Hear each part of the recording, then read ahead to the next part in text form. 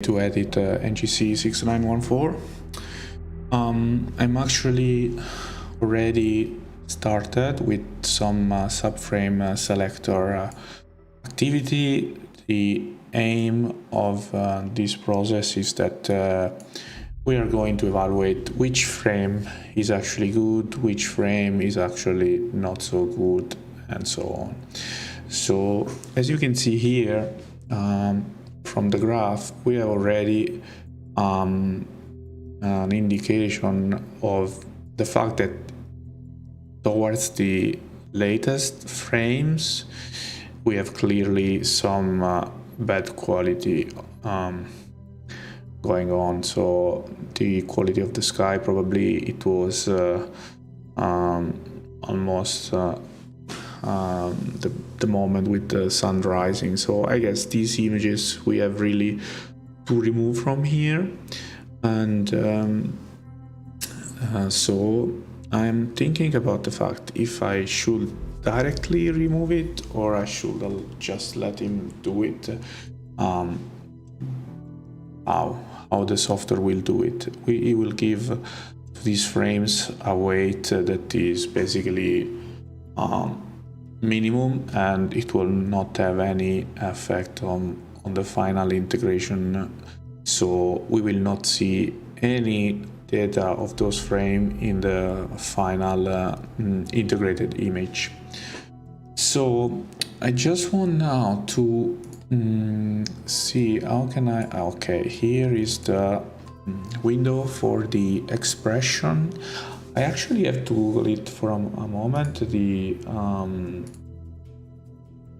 this equation, because I don't remember by heart, so I will just Google PixInsight subframe selector formula. I will just pick something that is on the forums, and yes, I get this one will do, and I will copy this formula here, and actually it is in waving, so we have the check mark here, so it means the formula is good. And here now we should see another trending line that will actually tell us the weight that the image will have on the final integration. So I guess, let's see, where is it? The weight is 24, here is 35, and those ones that are very bad, weight is 12. Now I don't really know what does it mean, but actually I'm just going to change here the mode of the subframe selector, and I will modify to output subframes. Let's see, I really want to start deleting the images from here. Okay, that should be the way, just clicking on them. Okay, here we have another one. Yeah, this one we want also to remove, this we want to remove, this we want to remove, the last one as well, and this as well. So actually also this one. Okay, now this one should not be, let's say, approved to be used for the final image. As you can see, there is a cross now here. I will just redo this just to be sure that it's actually taking care of it. And now what I will do is I will output the subframe. So I should be able to output the same image as before, but inside there is some metadata which is actually specifying the quality of the image. So let's do like this, and hopefully my webcam this time will not be blocked. It should not use much power actually, this output subframe. Let's see. And actually, as soon as I will finish this process, I want to, let's say, lower the load on the computer to see if maybe just decreasing the number of cores that are working on this will make it better for the stream. Probably it will be a bit slower, but at least we will not lose the audio and the camera at all. Okay, so we have these outputs. So let me go here, global preferences, 26 core. Let's go down to 20. Yeah, let's save it. Okay, we are down to 20 threads.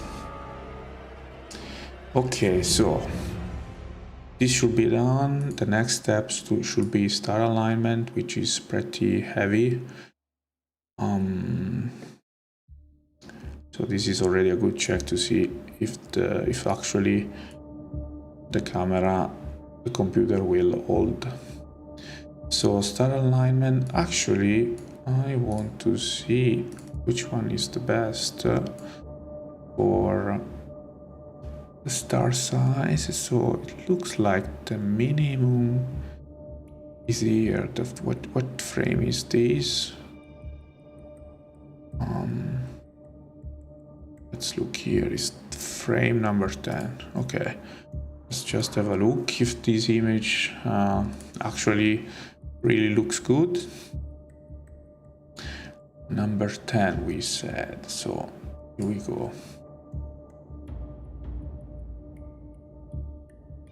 You see here. Okay.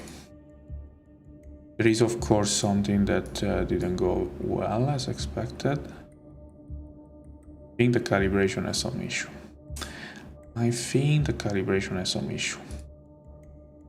Let's see, link. Let's review all of them. The newest one. I don't know why I'm having some problem with the calibration. Welcome to the astrophotography experience, where you think you have all set up and then it's never like that.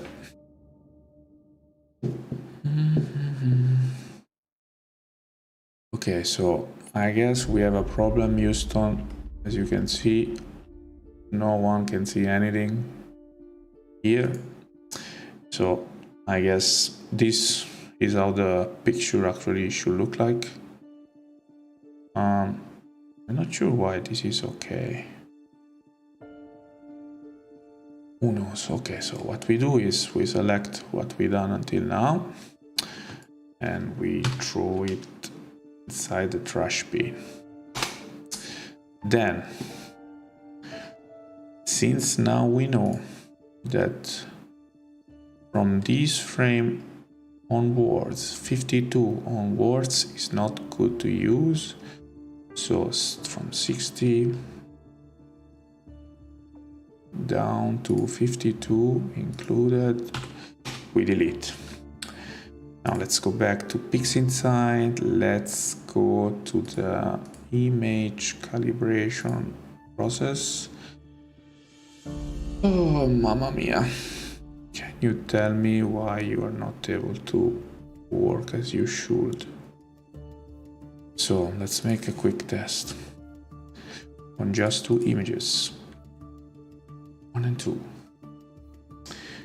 The flat, I have the master dark, and I wanted to use these two because I tried to use the calibration process without these two, and the images after calibration look exactly as those black images you saw before. So this is not good, and now I'm wondering if I've actually taken the lights with wrong.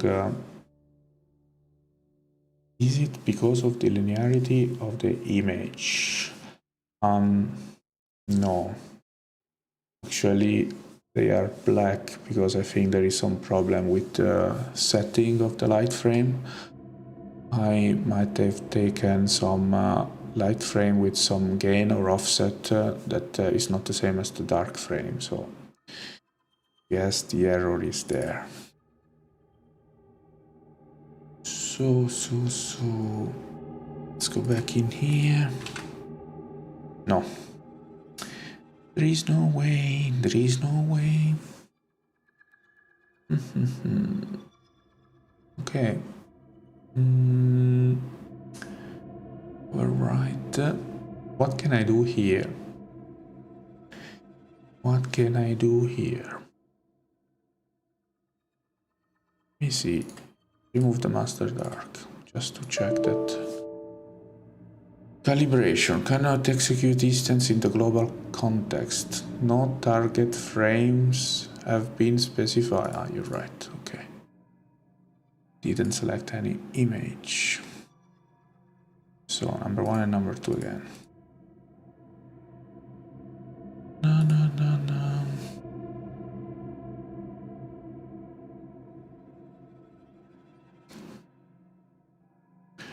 Overriding existing image. Good. Let's close it. Let's open the number 2. So like this, we actually see the picture as it should. Let's try again something different. I want to add this. I want to, what is enable CFA? What? No, I don't think this is applicable for mono camera. Let's remove optimize. Empirical testing.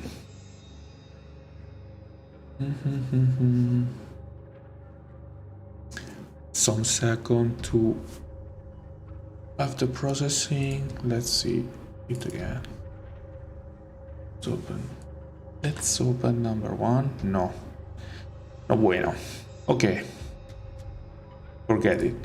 This time, before we investigate further on how we acquire those slides, we will just go on without this master dark. Let's assume that our camera is so good we don't need even the master dark. But I don't want to waste more time on this, so actually now we should.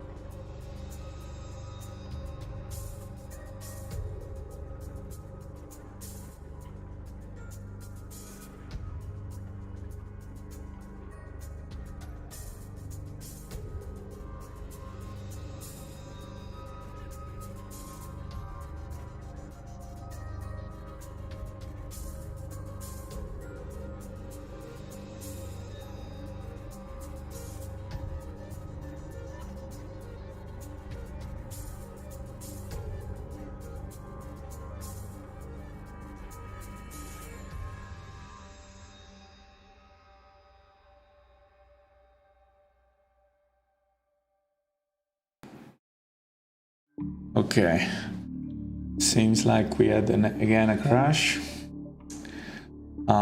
Yeah, actually the processing is quite stressful for the computer. Let's see if it will resist some more time. And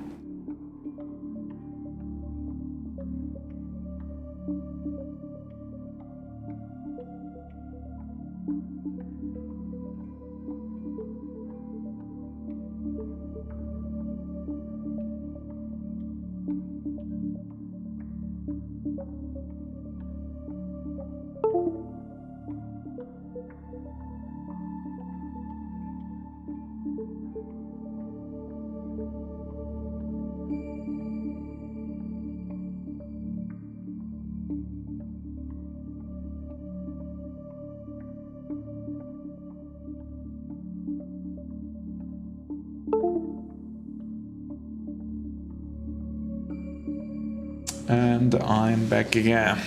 Okay, We have some problem, Houston. 16 cores cannot handle. 16 cores, 52 threads cannot handle PixInsight. Okay, let's have a quick check if the images actually are now any good. The calibrated images are here. Let's open them.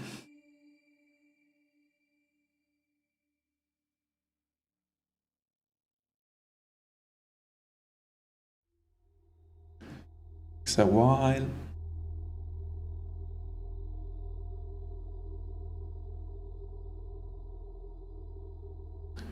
Okay, so actually now we can see the images. Actually now we can see the images. Okay, good. I want also to recreate a preview just of the middle area, and I will go back again to subframe selector because I'm not sure. So before I removed these frames from here, but actually now I deleted them, so I'm not sure this changed anything. So I will just remeasure the subframes, and probably the camera will crash again.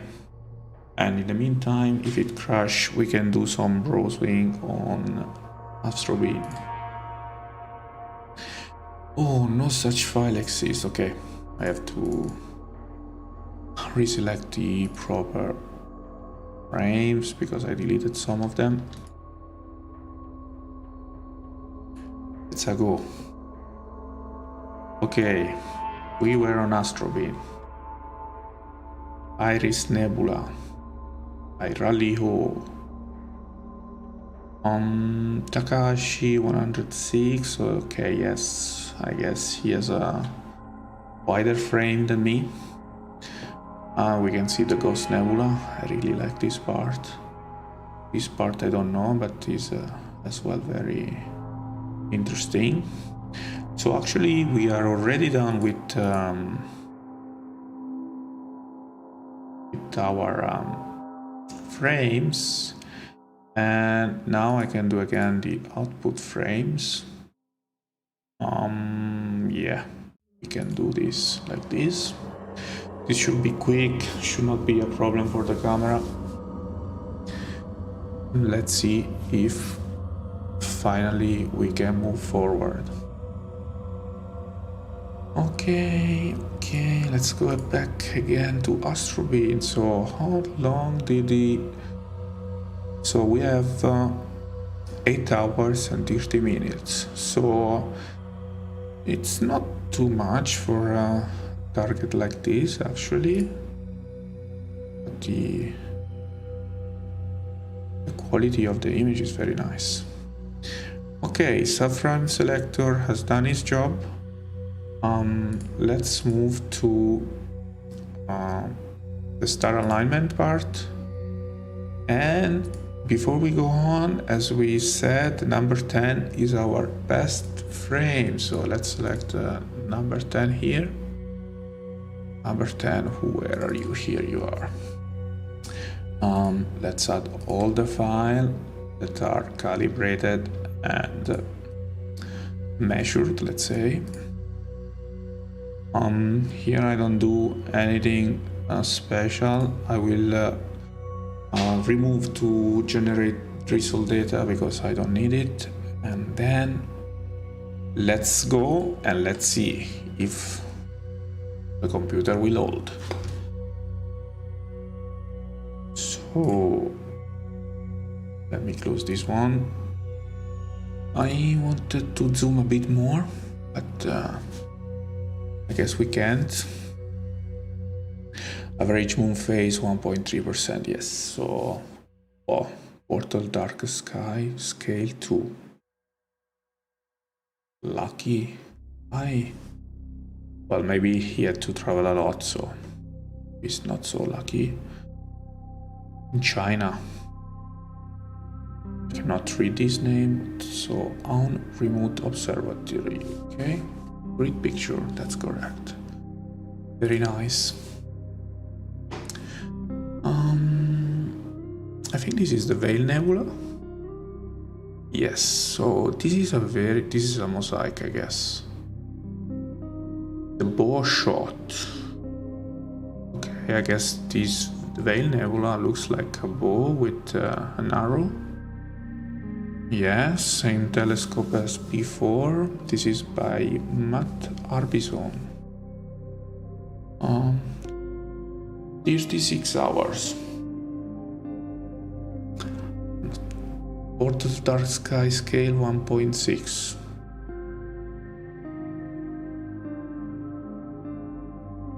Oh, a very nice picture. Can I? That's how you do it. Okay, look at this H alpha.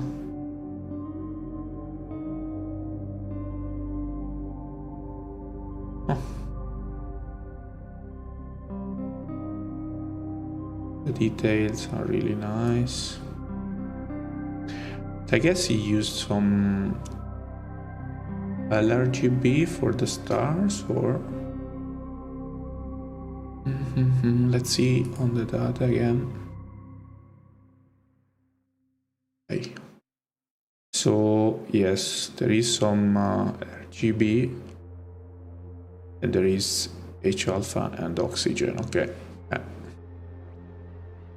Okay, seems like we are still alive and the star alignment also has done its job.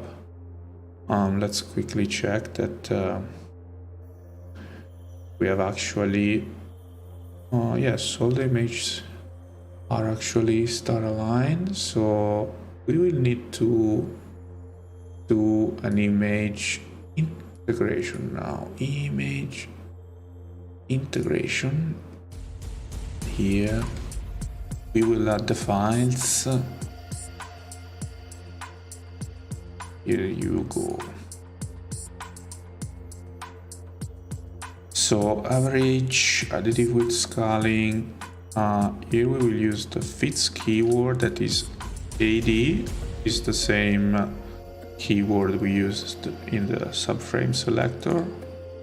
ADS for astrodivers. Node drizzle data, nothing of this we need. Here we will use linear fit clipping. This is correct scale plus 0 offset. I will deselect the generate rejection maps. I'm not interested now, and let's go and see what happens to the PC again. Okay, let's see some more. Oh, let's see here this other version. This is the starless version. This is the starless version.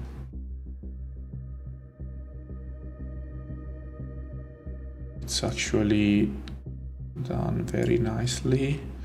It didn't lose much detail, I think. Wow. Really mesmerizing. Look at this.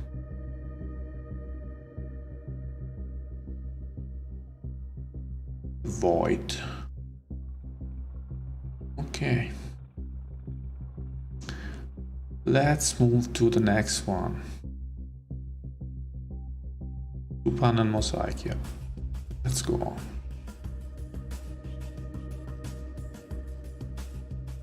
Okay.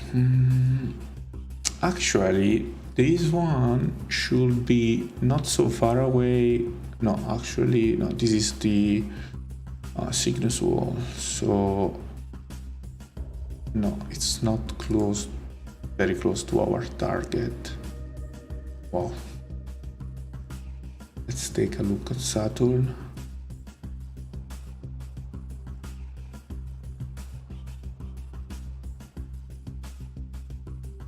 So clean. Chapel Astro. Acquisition type, lucky imaging. What's the meaning of lucky imaging? You don't, not only lucky. The Seven Sisters. Oh, Andromeda. Let's go and search for our beloved NGC. What is this search? What is this search?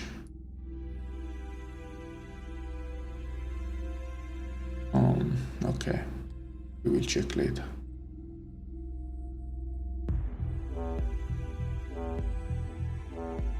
Explore. Say topics. Equinox. Wow. Equinox. My idol.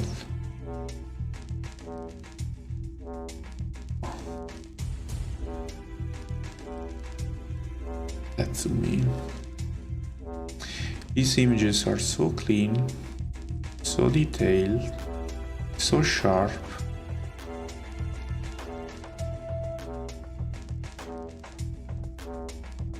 Look at this.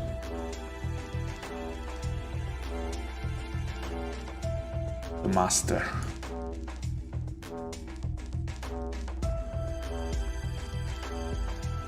The master himself. Just envy. 30 hours. Oh. Wow. So, what do we have here?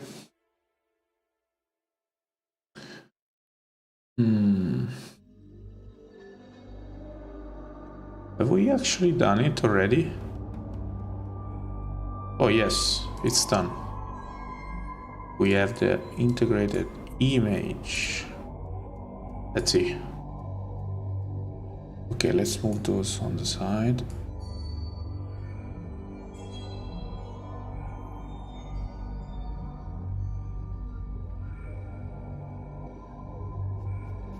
Okay. Not so bad.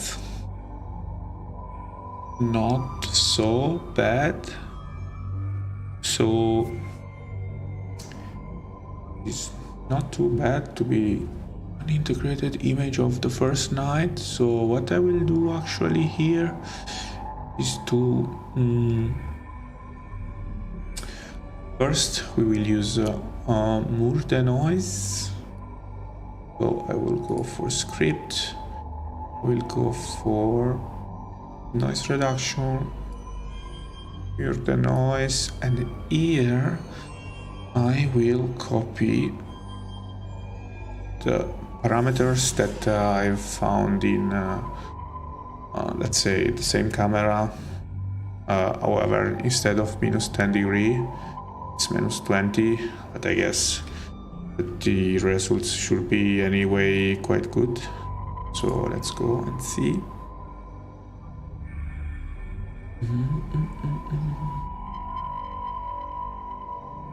Libraries, yes, media noise. Let's copy this parameter in here. Oopsie. Oopsie, oopsie. Yes, PixInsight, please. Can you open? Yes.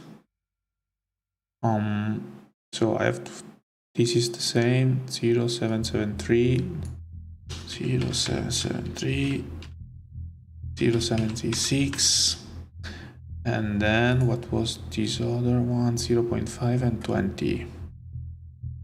0.5 here and cycle speed count. Let's use denoise. So it will make 20 cycles, and let's see what happens. Okay, let's move again here. Oh, the sun.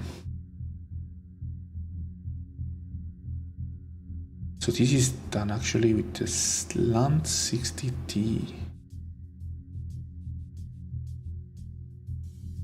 I want to Google this telescope. 60T. 60T.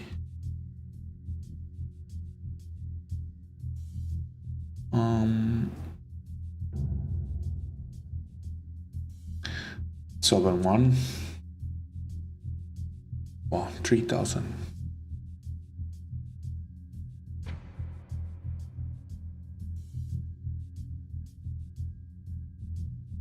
It's a small one, but 6500. That's AWO 178. Similar to my kind camera, but I guess not really the same. Look at those details, not bad. A really nice small telescope, I have to say. So, wow, this is also a similar image, but this is a sharp star. So actually is a bigger refractor, but I guess he's using some kind of filter. Let's see if we can find some information. Mount filter Bader DEF. Let's see here. Bader DEF 165 millimeter. Was it like this? 160. Bader DEF. Okay. It's a big one. So I guess you have to put this on the front of the telescope. It's actually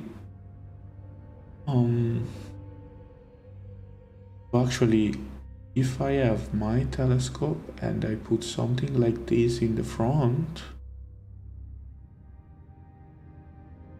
I can also take some nice picture, it seems.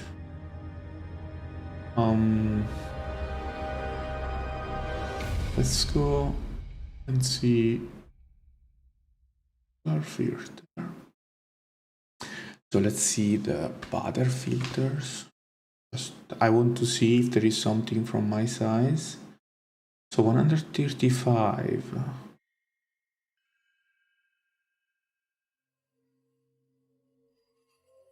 I don't think I can fit this. I think I have to fit this one. 110. So I will lose, say, an area on the border of the telescope. 400 euro.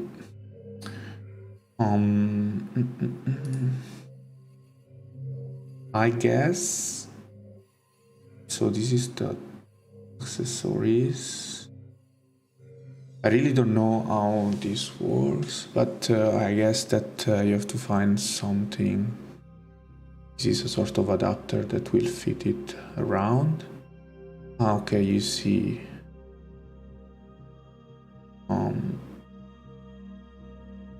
135. Seems like. So, how does it work? Not clear. I will have to do some more research on this, but this is interesting. I mean, you don't have to buy a whole new set of telescope.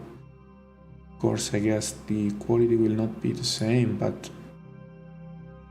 still quite more handy if I want to switch for solar observation during the day, do some streaming. In the meantime, the denoising is going on quite slowly. I guess it's a process that requires some time.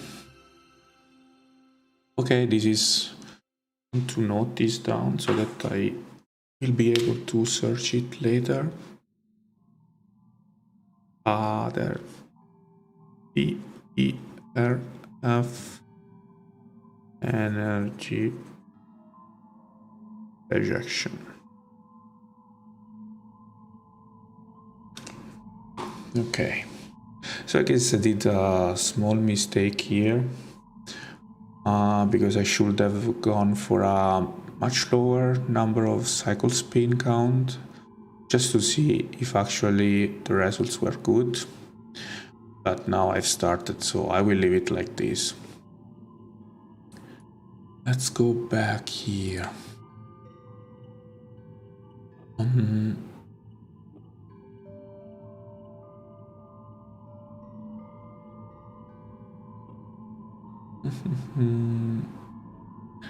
Ghost Nebula.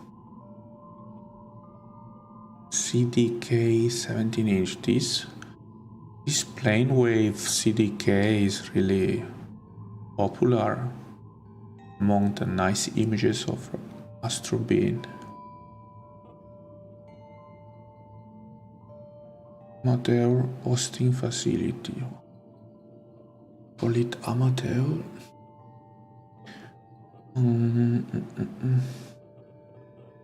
It's actually very nice. Sung. 900, so it's 15 minutes exposure. 15 minutes exposures. So if you see this image, it's actually, let me enlarge it because anyway it will take time. This part is actually, where was it? I lost it. Probably is in another section.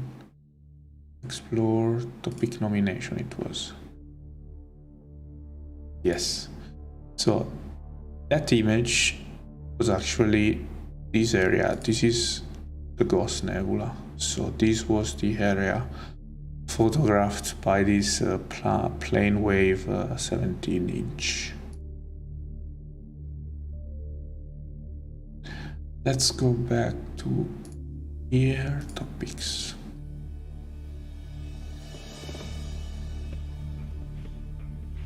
Venus spectrum shifted.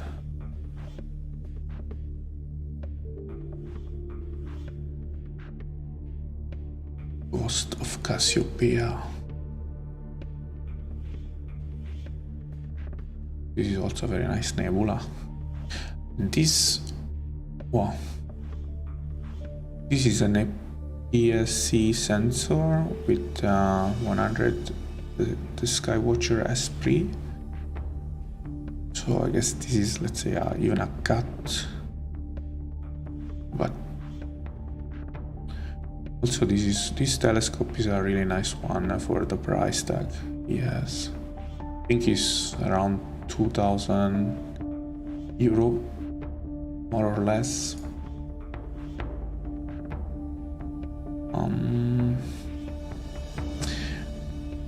These, you know, now here is written IC1396.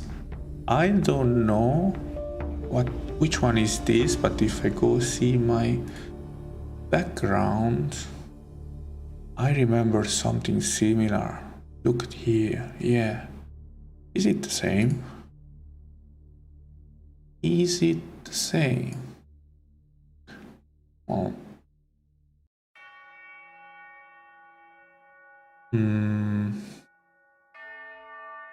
is it the same? Is it opening both of them? Understand. So yeah, there is 1, 2 dark cloud, and then there is this structure here. Yeah, to me it looks the same. So I think this is the trunk, elephant's trunk nebula.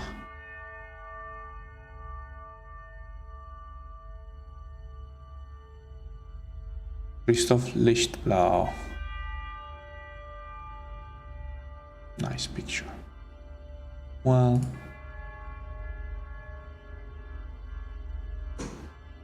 We are almost halfway through this process, and let's go and see something else. Here I think it's the Pelican Nebula. This is the Pelican Nebula. I took a picture of this in the last month. I hope I can actually show you some editing when I have time. NASA EQ1000. Awesome. EQ1000. 1 meter equatorial telescope.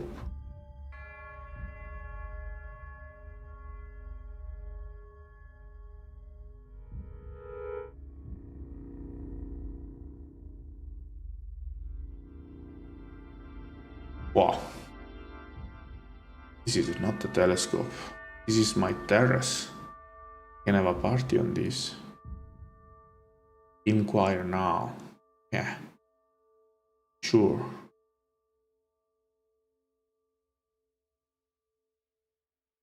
Primary mirror 1000mm f2.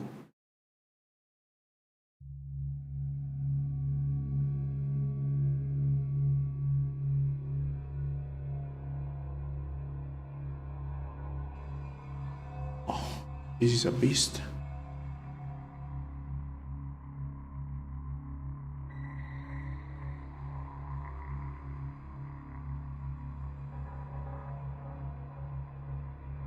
Main facts.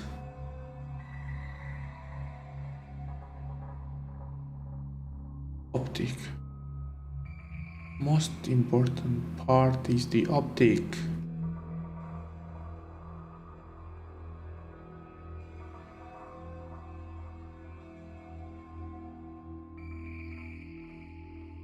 Oh.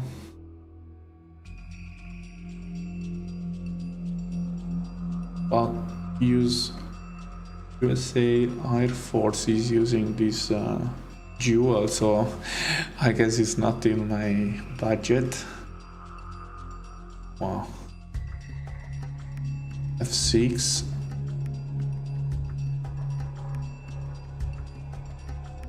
I mean, this is really high-end quality things.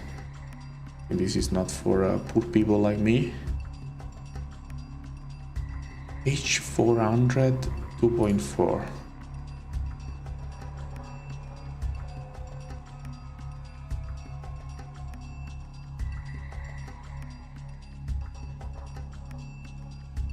Primary mirror 400mm. Wow, I never heard about this company, but I mean, it must be because I'm just ignorant. Learn more. Ideal for astronomical wide field imaging.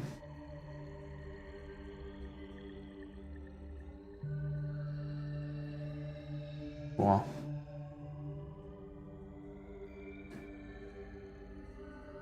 I'm not sure I understand what are the full spec of these.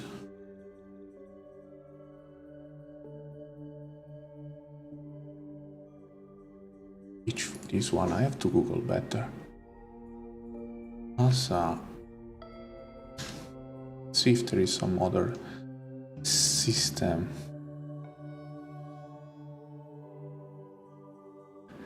$55,000. I was fearing worse than this actually.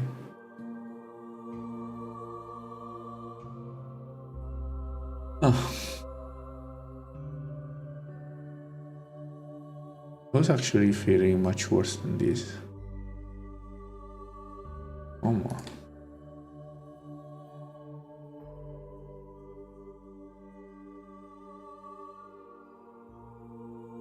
It's an amazing telescope. See if there is some image. I guess Wow. The quality is so nice.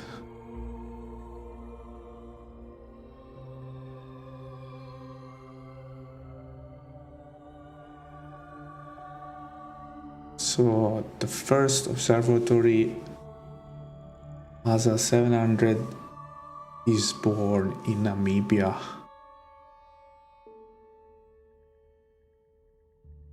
Wow.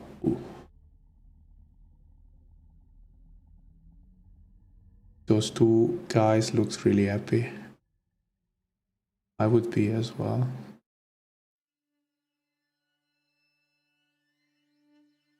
Look at these. Oh, amazing.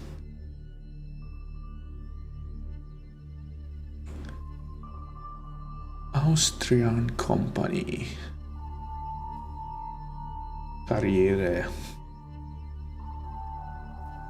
Let's see.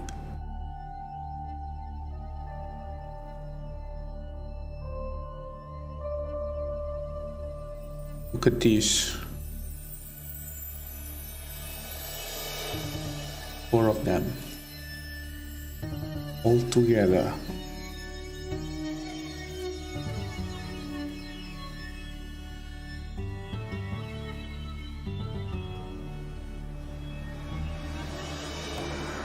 It's amazing. It's amazing.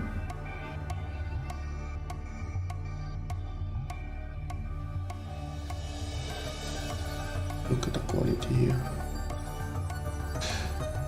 In Poland, University of Białystok. I mean, I guess when you buy one of these things, you have also to think about all the accessory. This crane is also huge.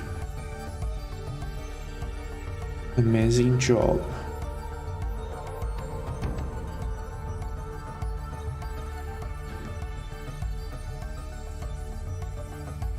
So cool. What is this?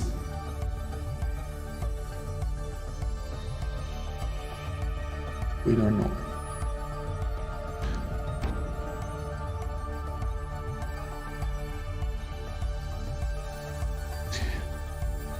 Okay. Let's forget about this. It's better to not think about this too much, but the quality is just amazing. I mean, the star of this, just amazing. Super cool. Let's move on. We are at 14 stages, cycles of this Murde noise. Next time I will make it shorter. That's too much. What do we have here? One, this dolphin is also very nice.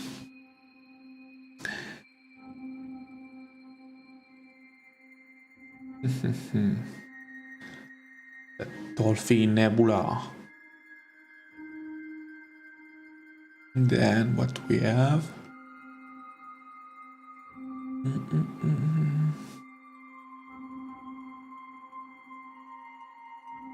Another ghost nebula.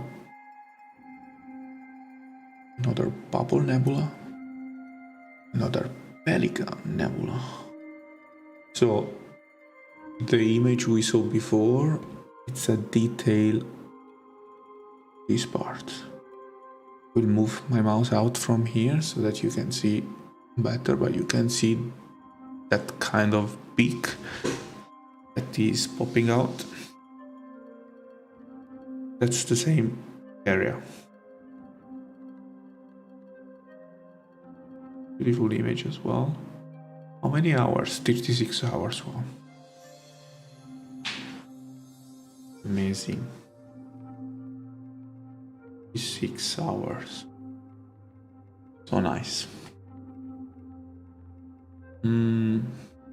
16 cycles.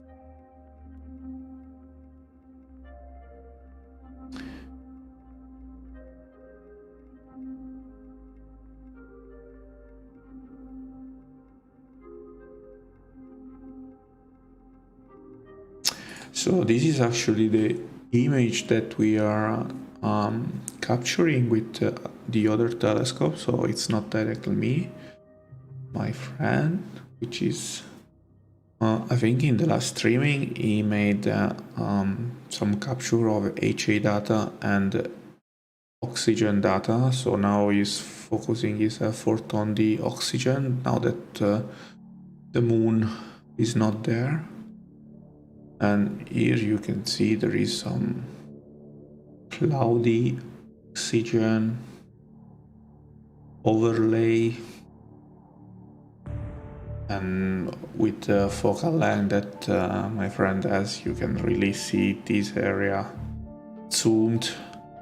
The Crescent Nebula merely stays in the frame. Is around 2800 millimeter actually.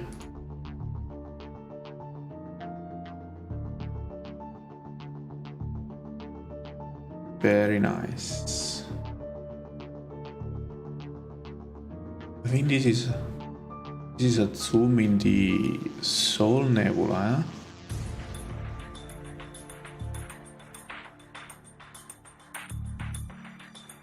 IC1871 with a very similar telescope as the one of my friend. This is a 10-inch. I think he has a 12-inch GSO.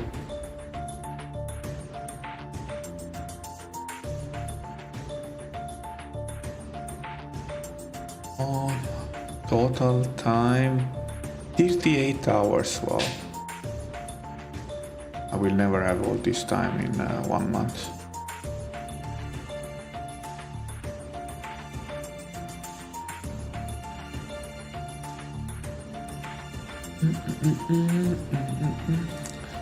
Another elephant trunk by Terry Hancock. Takahashi 130, same sensor as mine. Total time integration is not specified. Okay. I know it's here. So we took the data on the 18th April, 1st of July, 4th of July, 7th and 8th of July. 5 days. Amazing.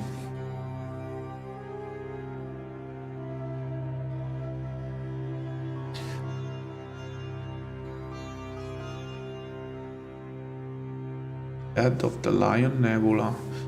This is actually a target that I've never done and I've seen is quite interesting, but I think it's not so bright, so I prefer to leave it for when the moon is weak. And actually this is the right period, but of course the weather is not helping me. Let's just check for tonight. Radar search. Is a good site that works well for Switzerland. So let's say the precipitation. No.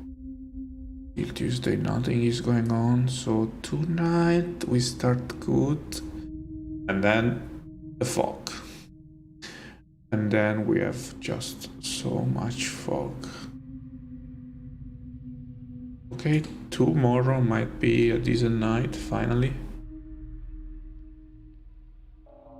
19th cycle, we are almost there.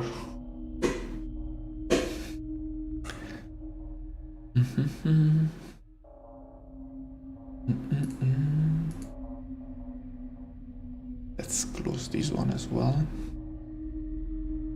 Tech 140, amazing refractor. Tech 140. Price of Anfrage.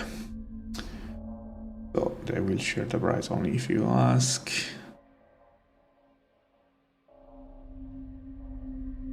So it's around 7,400.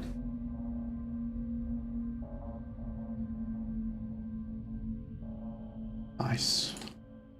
Do they have bigger telescope than this? Last cycle.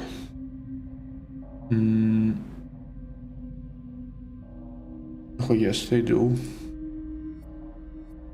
They indeed do. 160.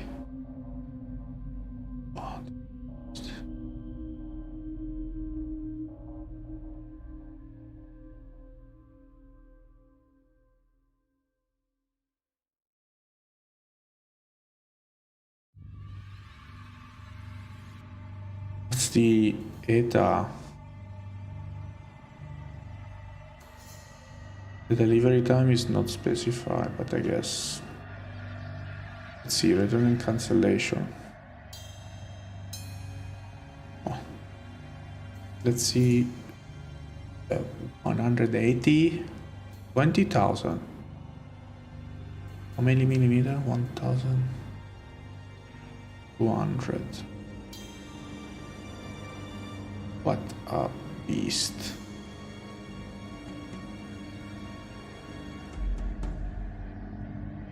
What a beast. 150. Wow.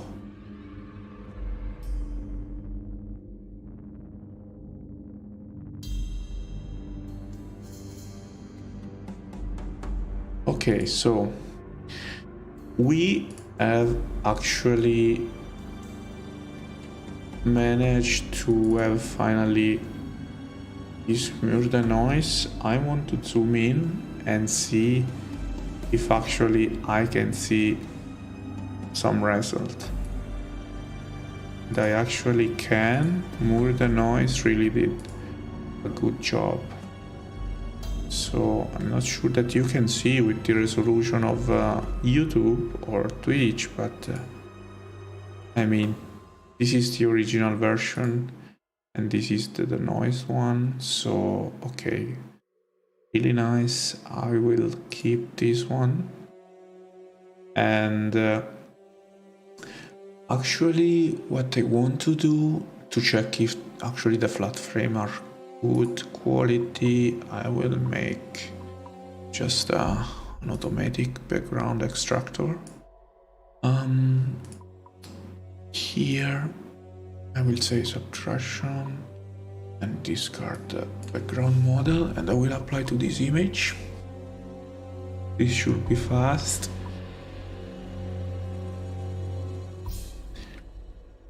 And okay, so actually let's try to put them one next to the other.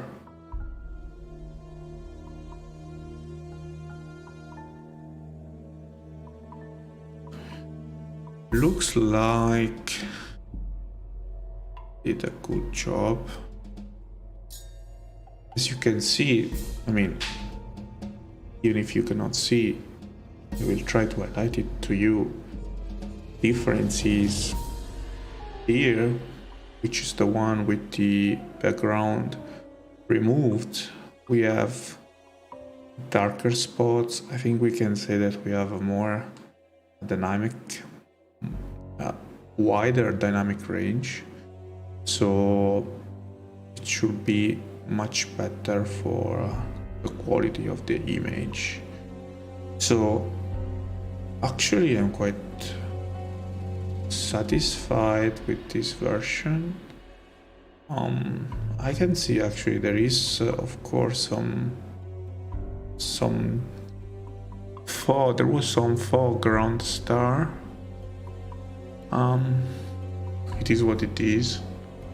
Fog plus moon. It's impossible to have better results.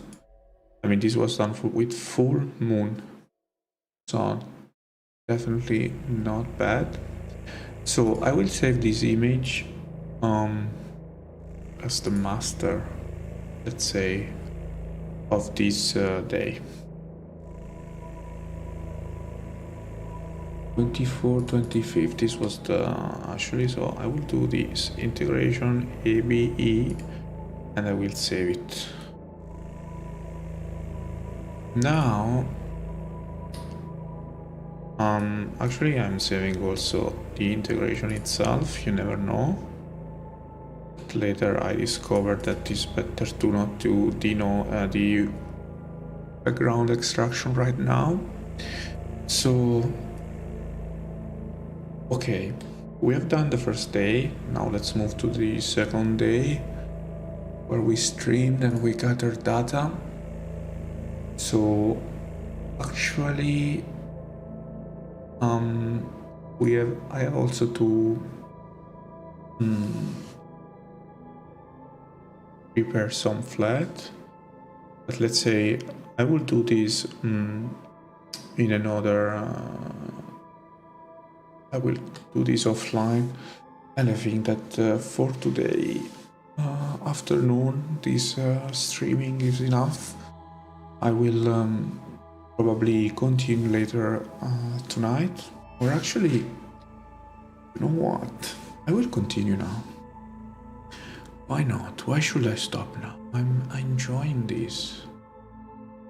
I want to do this now. Yeah. So first of all, let's go into image integration. Let's clear this. Let's do this day.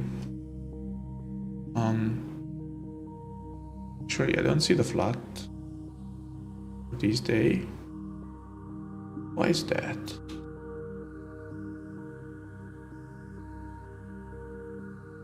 I guess I didn't copy them yet. Okay, so I guess I have to. Let's go here, 23rd B. So these were taken on the 23rd from midnight onward. There are not so many images.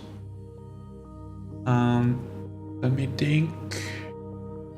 Okay, I know I'm here. And let's go to the hard disk where actually this data is. Where is it? So first we go to the dark flats, and we have to take the 23rd. Yes, actually I guess this one is the correct one. So I will create dark plot here, and I will copy them here, and I will open them, and then I have actually to check quickly the parameter for the integration, so just give me a minute. Where is it? Okay, so for the master dark flat we have average, no normalization, no evaluate noise, then linear fit clipping, no normalization, and we uncheck this. So let's integrate these and let's see how it goes. There is an error. Okay, yeah, because say this, we have to put I don't care. It was actually using the keyword that we used in the previous elaboration, but of course this is not anymore applicable, so it doesn't really make sense to use it, because those dark flats have of course no such keyword, and we have to just put no weights anyway. So let's see, it's doing its job.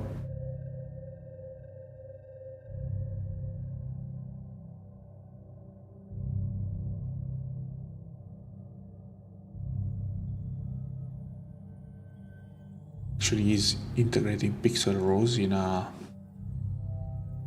much scattered way. I guess this is because there is some ready, some run that is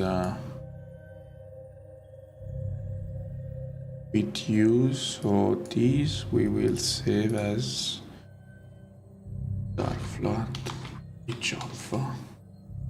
Are we in the correct folder? No, we are not. It's here. Okay, now let's go back here.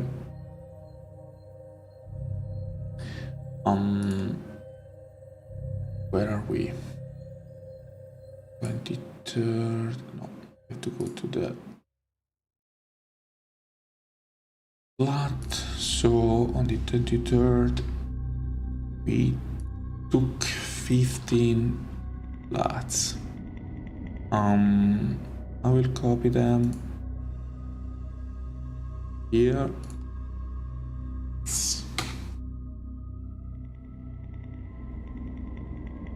So I want first to inspect them, just to be sure that there is no problem.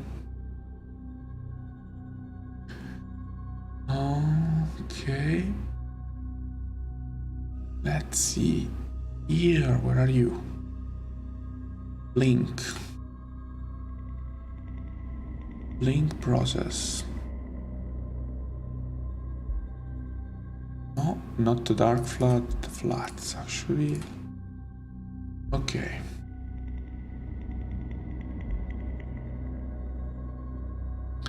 So let's see. Seems that they are good. They look all the same. So we're good to go. We have to calibrate them. So let's clear it. That's correct. In this case, no flat. We will use a master dark. That in this case is the master dark flat. So we go here, and this is the dark flat that we found. Let's do it. So now we are calibrating the flats. After that, we will integrate the calibrated flats, and we should have then the master flat that we will use to calibrate the light frame. Will take some time, not too long. Okay, it's done. So they are calibrated. I have to integrate them. Let me order them by date modified. Okay, so it's those ones. Here I have actually to see again the correct average, multiplicative, weights I don't care. And here I have to put the equalizes flux, correct? Yes. Okay, so I have those.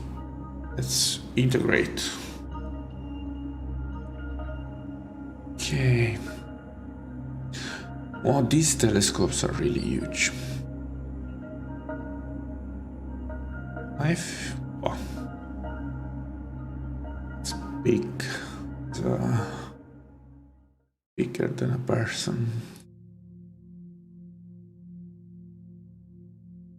They do other type of telescopes. I guess no. Special projects.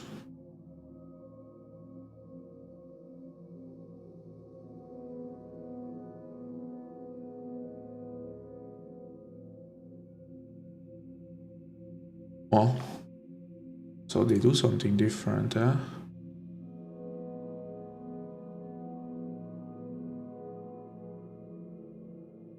This is an F10. Wow.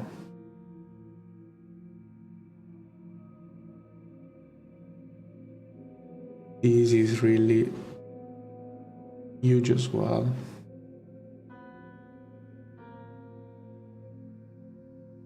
Very cool. Okay. I want to search for NGC 6914.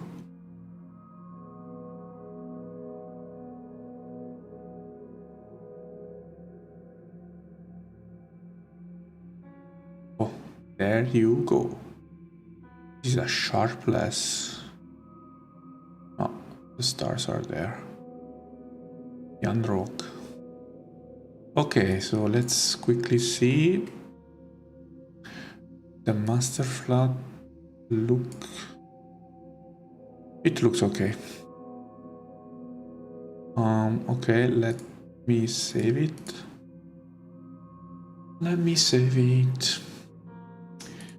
Go in this folder, flats, flat, H alpha, save, okay.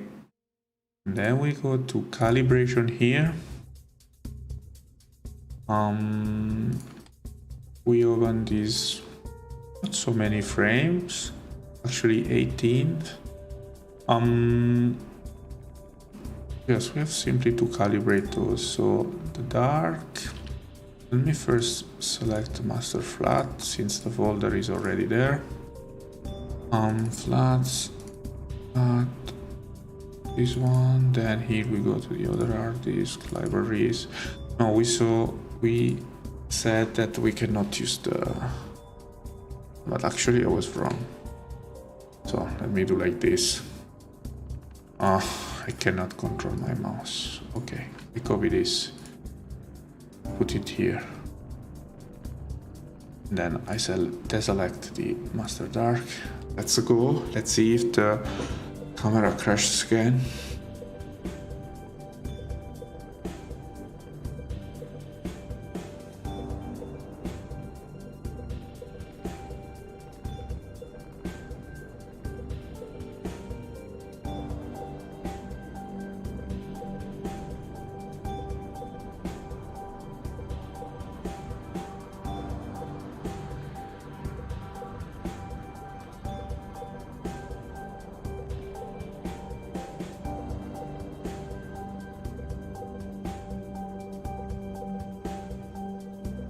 I hope not. Shouldn't take too long.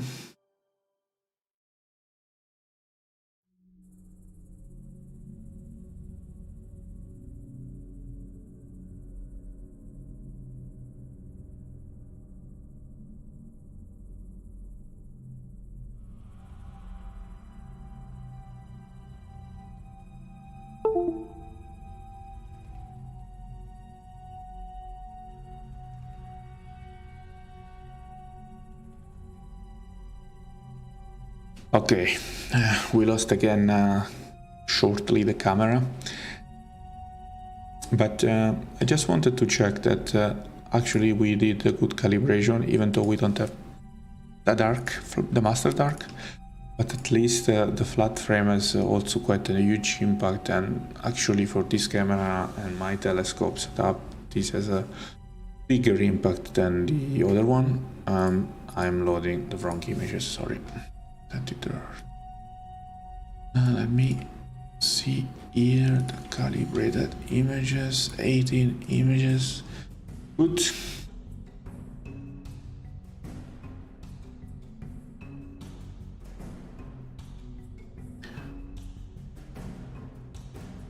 Okay, seems we have data.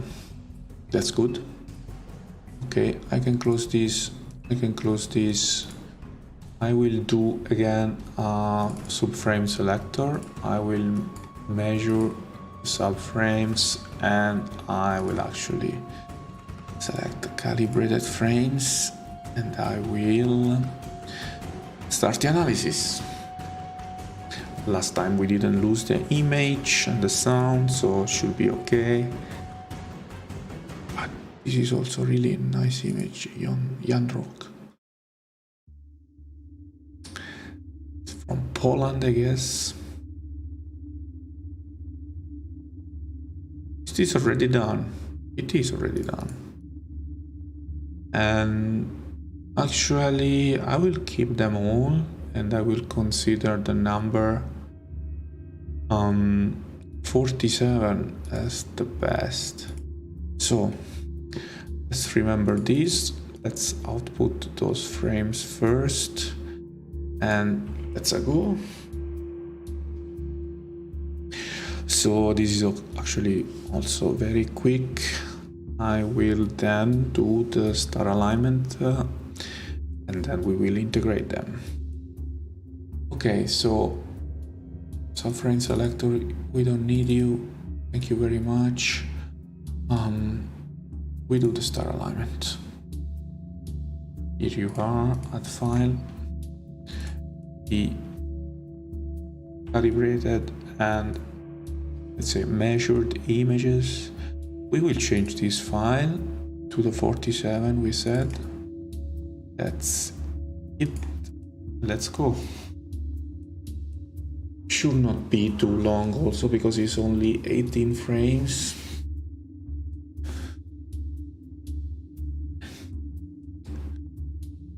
Okay. Yeah, as you can see in the actually RGB images, the color images for narrowband RGB, this halo around those 3 stars is quite visible.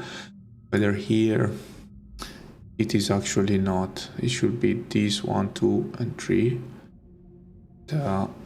Actually it's not as visible as in the other case.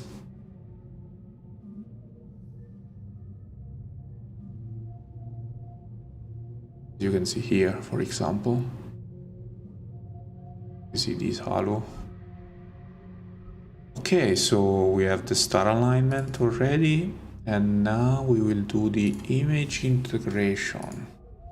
So image integration in this case, I have to go back with additive width scaling, bits keyword, evaluate noise, and here scale plus 0 offset, and let's go.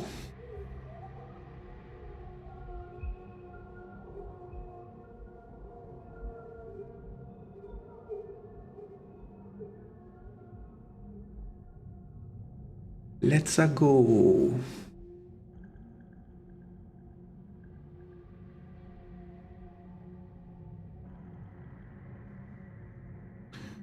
So Catus D.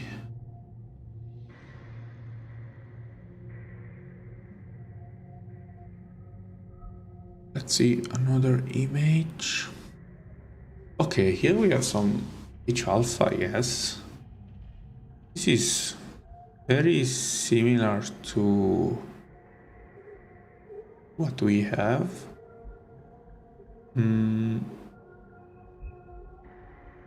I see this image and then, well, now I cannot see it in PixInsight because it's busy, but we are not too far away from this actually. I mean, it looks like there is quite strong signal also for him. Not sure this looks more white or is comparable. Let's open it. Okay, this one. Just want to make a quick comparison.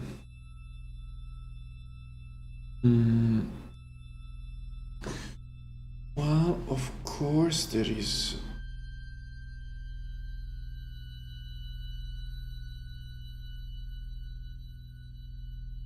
I think there is much stronger signal for him in this. I mean, overall, his white is more strong, but this can be still modified later. Okay, let's see the integration. Okay, it looks good. What doesn't look good is that we have raining noise. We have some raining noise and we have some issues for sure here due to the fact that we didn't use master dark for calibration. So at least this streaming is good to show you that yeah, it's good to do the calibration with both the master dark and the dark flood. Probably in some other streaming I will be able to show you what's the difference between an image which has not been but calibrated. This is actually quite bad. I didn't notice this in the other frames, probably because so here we have also another factor to consider. In the previous image we have around 48 frames. I usually tether once every 10 frames, so let's say we have 4 or 5 tethering going on among these frames. Here that we have only, let's say, 18 frames, and those frames are actually quite consecutive to each other. I've probably only 1 or 2 tethering, so this means that also this rain noise is going to be much more visible than in the last night.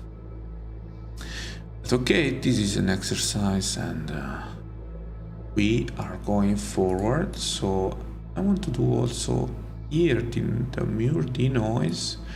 Actually I will limit it to 5 because I think it will be anyway visible. I think I closed it without actually running it. Mirror denoise 5.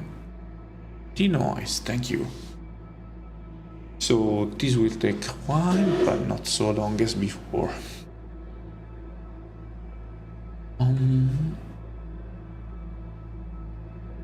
Yeah. Actually here I think the stars are much better. I have this feeling. I have to check later.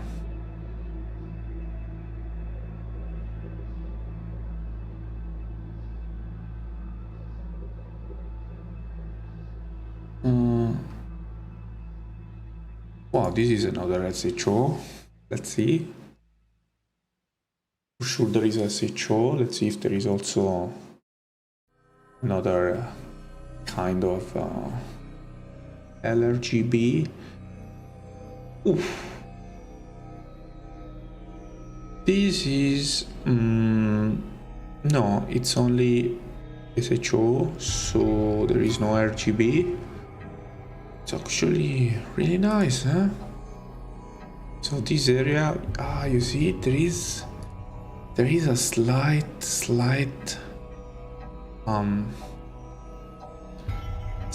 light presence of this halo here. Here I can see barely it. Here is missing. But even in the SHO there is some blue popping here.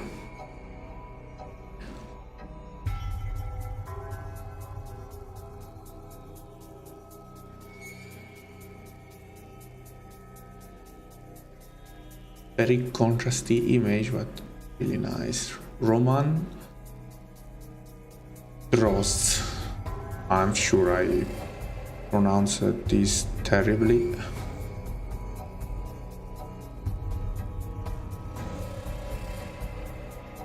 Okay. Another H alpha.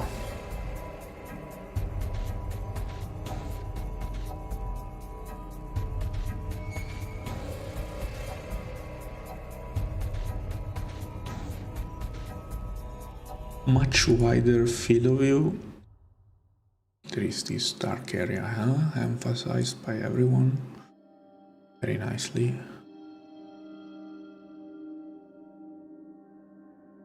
Werner Mel. Sehr gut gemacht. Now let's move to what happened. Okay. Yeah, most of those images are LRGB or one-shot camera. This is a top pic from Alessandro Carrozzi. And here you can see the halo. Very gentle, very soft, very nice.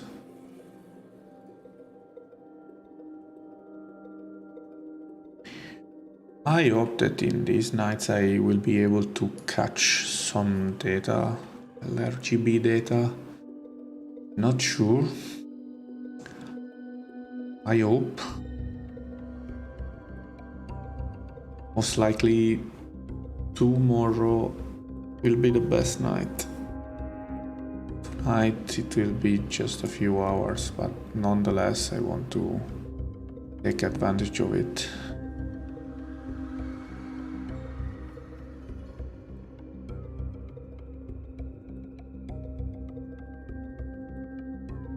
Okay. This one, I don't know if they are SHO or LRGB. To me, looks like H-alpha, HOO. So this is a narrowband 2 filter, I guess, by Sean Matthews.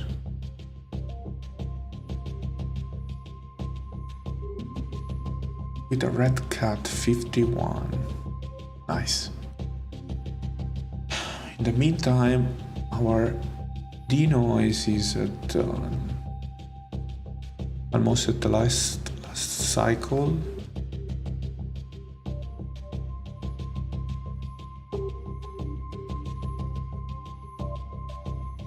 Oops.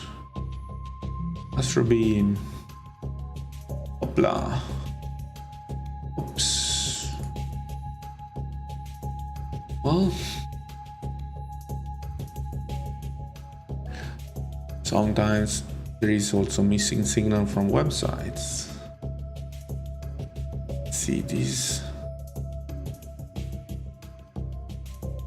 Really nice. ASA N12 300. These ASA astrographs. These are now really ASA astrographs are really interesting me now.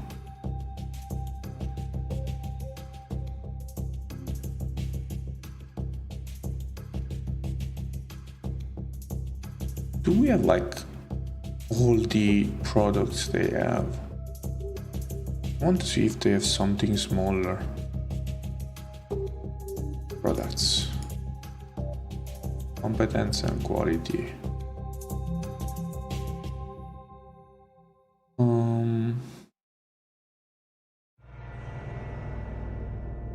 Products.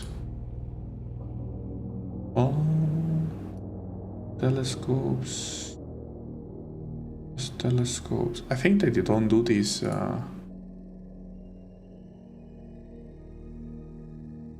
What is this? What is this?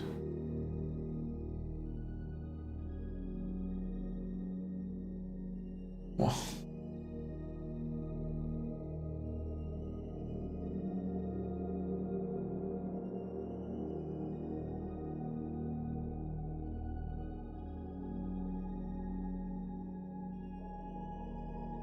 Wow. Okay, in the meantime, our mirror denoise should have done its job. Let's go and see. Yes, already this raining noise is much has less impact than before. Well, I will leave it like this then, and I will do also here a quick automatic background extraction. I don't do the dynamic background extraction because this is quite complicated, articulated, and basically in this area there is H alpha data everywhere, so I'm not sure how I'm supposed to select those points in the dynamic background extractor, because should really not select points where there is nebulosity, so I will just use the basic one. Okay, So I will also save those two images. Save. Where are you? So here we go. I save these. I save these. Correct. And then let's move to the last day. Let's move to the last day. Also here we will have to prepare the calibration frame, so let's start. So I will start with the image integration. I will clear everything. I'm thinking that most likely before I did a mistake in the integration of the dark flood. Most likely. I have this sensation. But let's see. So this data was actually gathered on the 23rd evening.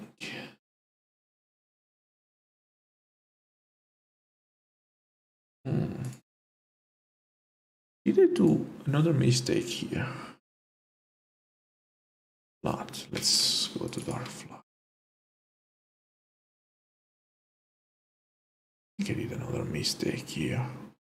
Well, I guess the truth is that I probably mixed these floods with the previous night, but I didn't move the system at all. So flood for the second night and the first night should be the same. So I'm actually thinking that it should not matter at all. So I can directly use actually the flat frame that I used in the previous one. So I will just do like this. I will just calibrate the lights frame because the flat frame will be good enough anyway. So just want to select this because this is there. This was a test done before, just to see if the calibration with the dark, the master dark was giving good result with this. So this we can delete.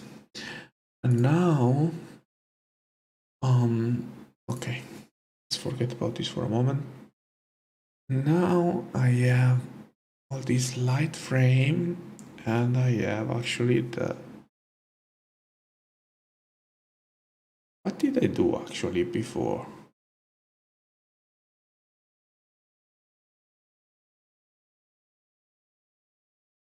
I selected the master flat, but I selected the dark flat. Why am I so bad? I have to redo this night later, but I will just go home for the moment. What am I doing? Okay, so this time I have really flat, and so I'm able to calibrate this. Actually, I really have to delete all this. It's just bad. Was not probably.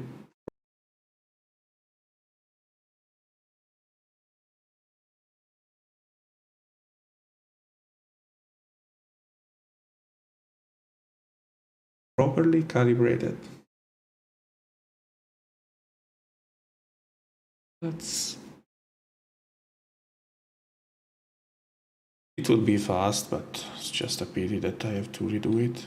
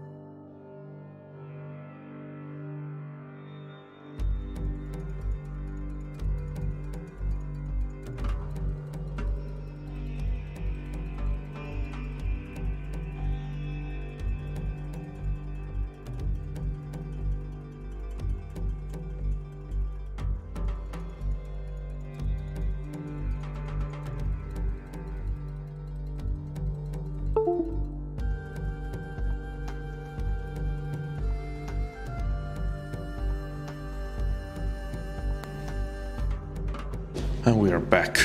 I didn't notice it again.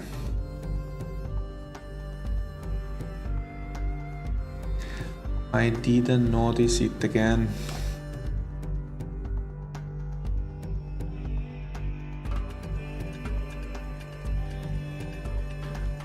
Okay, this is done. Let's do the... Okay, let's evaluate which one is the best. Is the number 20. Yeah, the 20 is the best. Okay, so now we do the star alignment. And we select the 20. And we select... Actually, I want to select the 47 of the last night. Because anyway, later I will have to do star alignment, but this could introduce some noise. So why should I do the star alignment 3 times when I can do it only once? So it was the 47. Actually, I don't remember.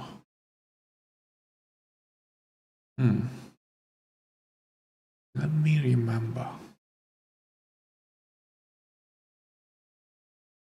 I think it was the 47. And I will use this one. Let's see if I some problem with this.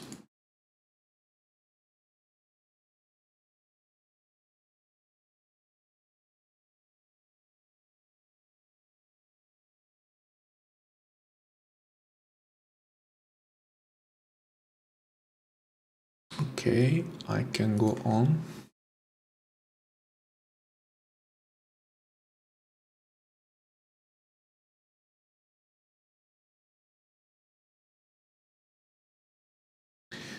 Good.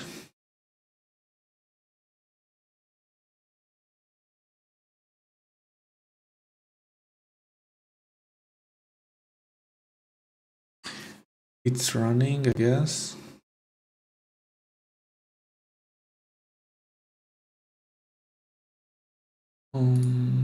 Let's put some new music.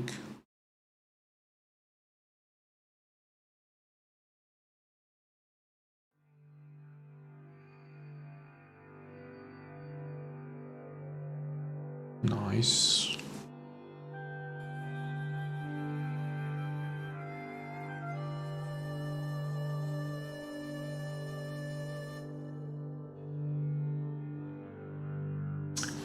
Okay, it's doing the star alignment.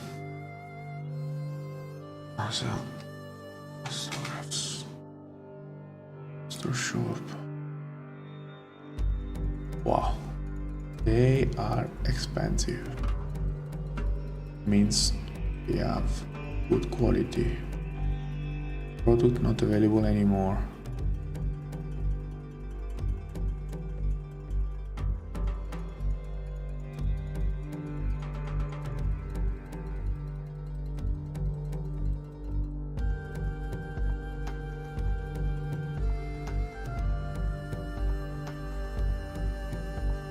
Okay, star aligned. Let's integrate them. Image integration. Image integration. Okay, let it turn.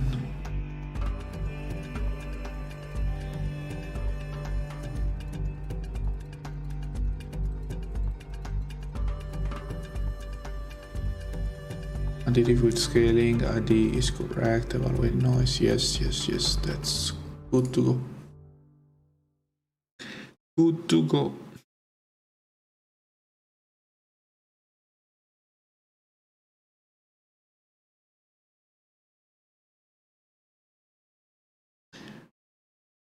Image with 2012.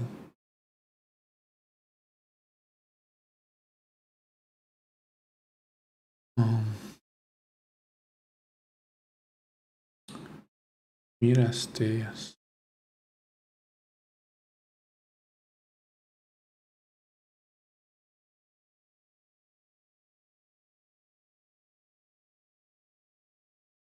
Is it this? Inside there. Mirage Tailus. What is this?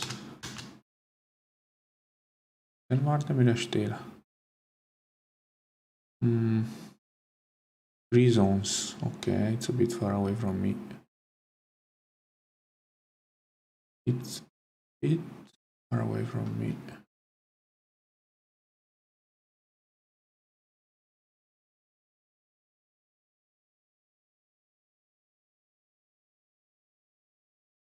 Okay.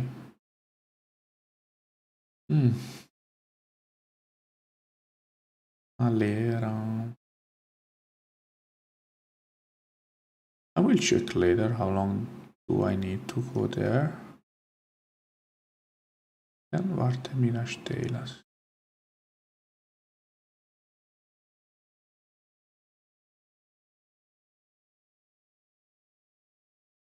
It's written also in Romansh, which is, let's say, one of the 4 official language in Switzerland.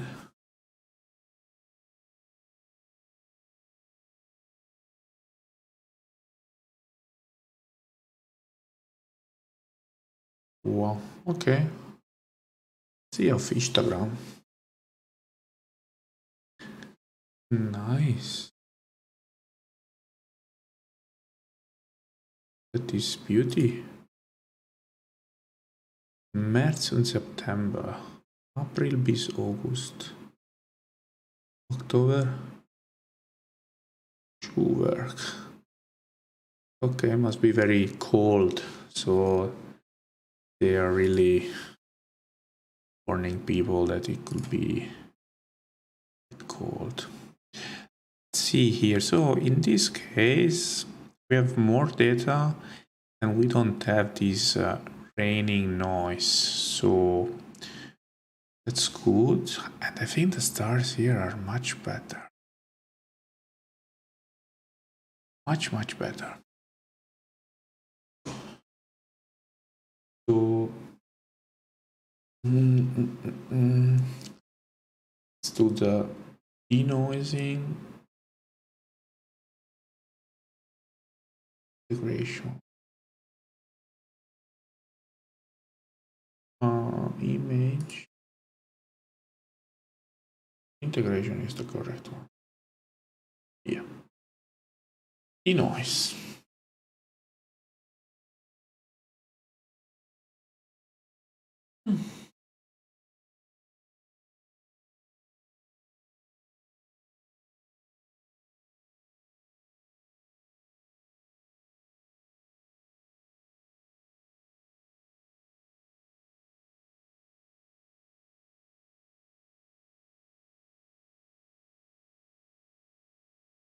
Now I don't understand why the music is constantly stopping.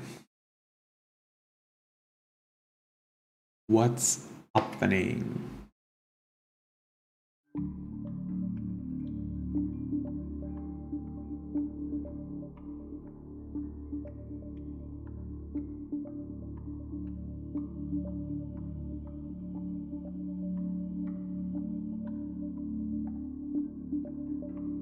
First cycle is starting. Facebook, let's see on Facebook.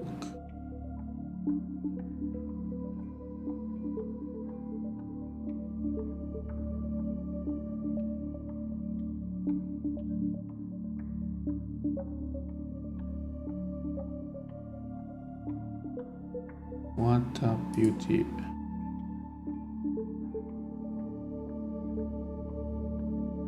What a beautiful image. They have some nice telescope. Oh, so okay, here you see this will be that adapter that I was trying to understand. So you actually clamp it on the outside,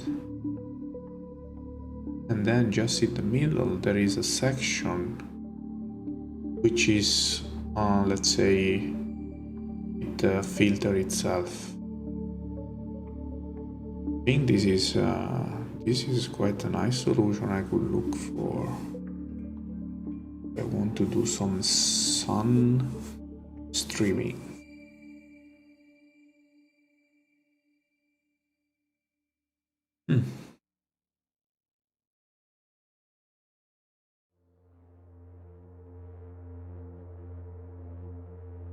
Okay.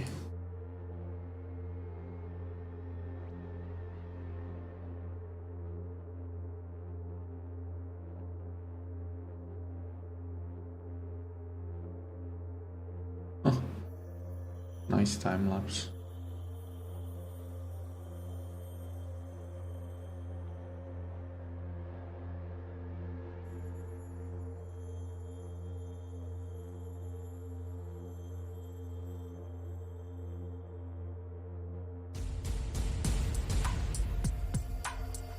Oh, they are on Astro Beam as well.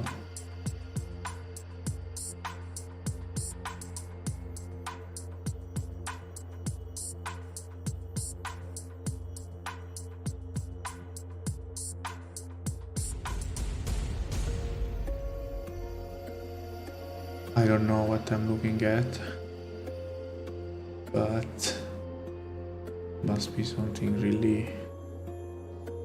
It's not explained.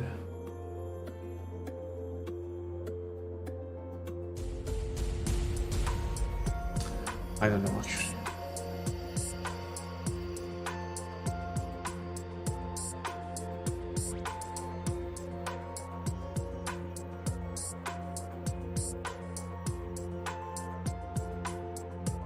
Beautiful.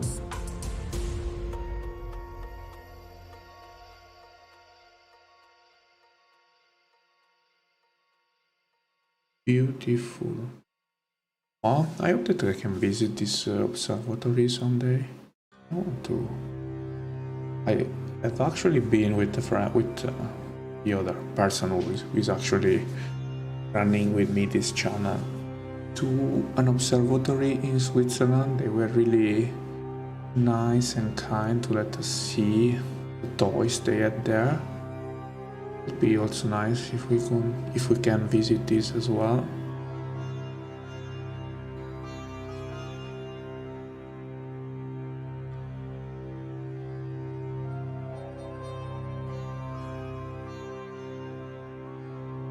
Actually, this is amazing.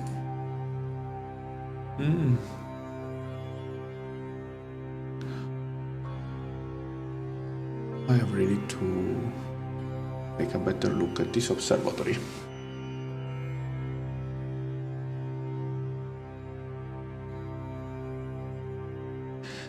We are close to our last cycle.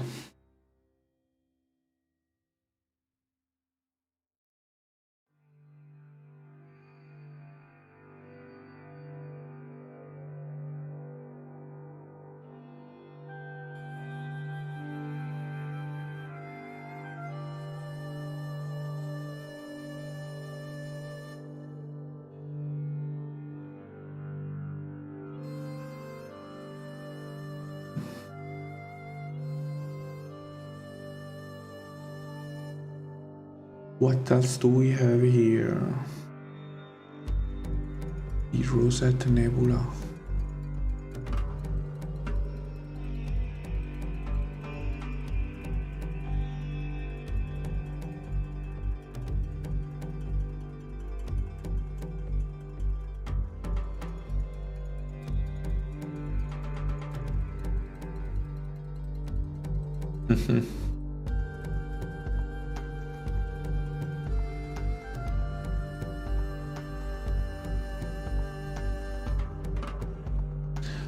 So this is actually mounted on the telescope.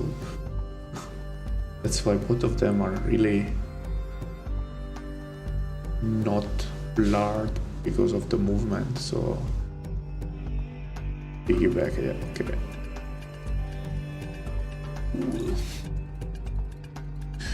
Okay, so now the integration here is done. Let's have already a quick check the effect of the noise, and of course they are really nice. They are really nice and I will keep it. So let me save it like this. Let me save it. So we have this integration actually is part of this folder. Correct. And then we do our quick automatic background extractor.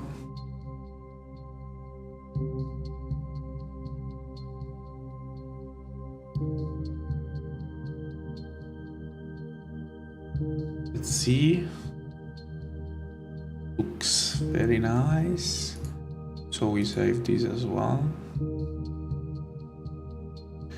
Okay. Let's quickly go back to the previous night that we made a mistake on. Yes, we lose it. Yes, we lose it. This, okay, calibration again. We clean this, we clean this. We go here, we do it quick. Let's go.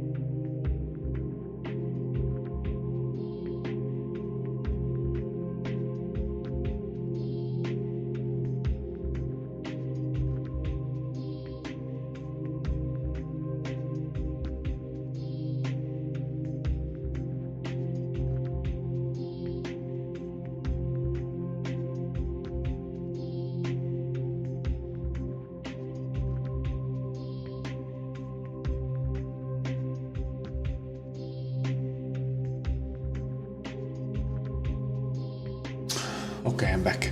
So calibration is done. I need to measure again quickly. Do I need this? Well, let's just do it. It's not too long. Okay, 23rd base is the correct folder. Yes, 18 frames. Go, baby.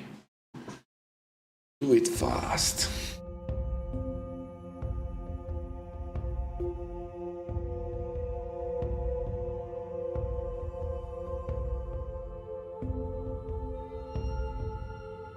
Let's do it fast.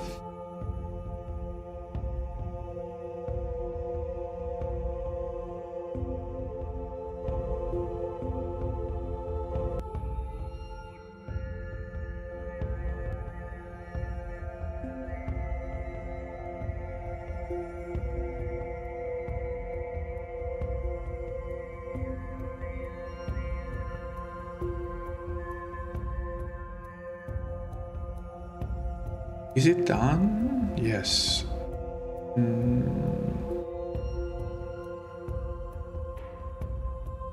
I think it's still in the memory, that's why it's so quick. Oh, wait. I did output, I didn't do measure. My bad.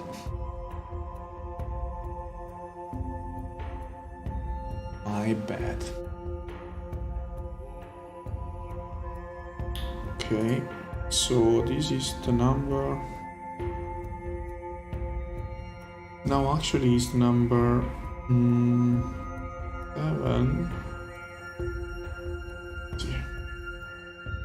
No, it's number 47. Okay, then I was confusing the 47 with this, but the results of the other are quite good anyway. Okay, so now output, that will override the existing files. Let's go.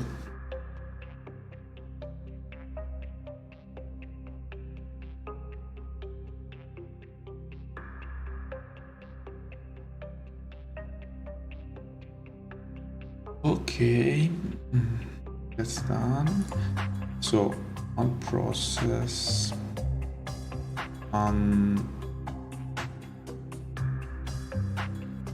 star alignment, yes, that's what we want to do. This I will leave it as it is. Not important that I change it now. Let's go, star align.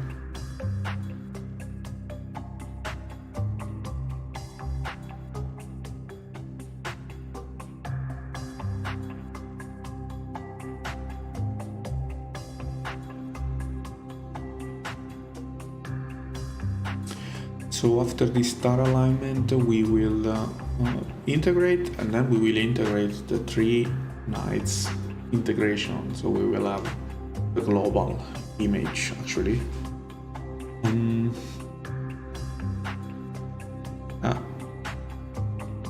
now you know what? I'm even thinking if it's better to integrate them here or just do it in the end.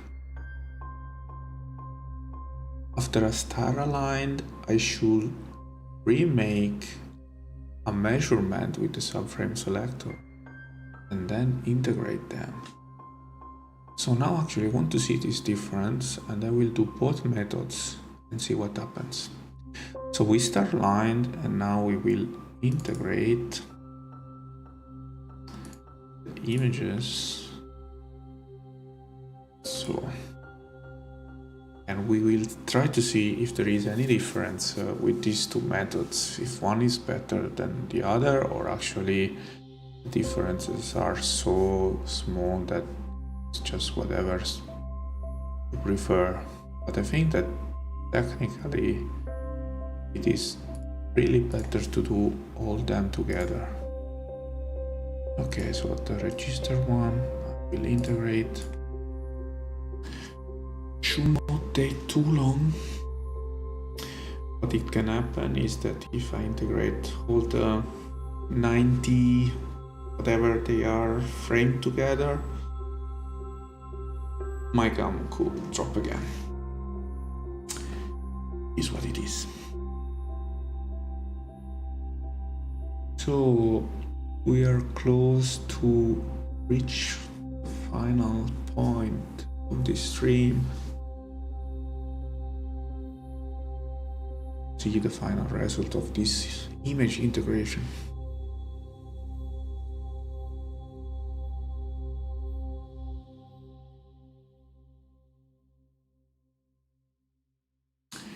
We are close.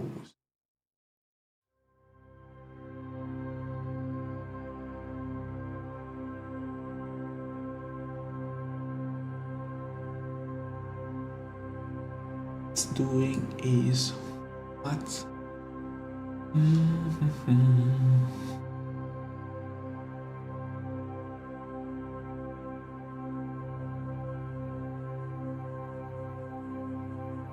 Okay, it's coming out. There you go. There we go. Okay.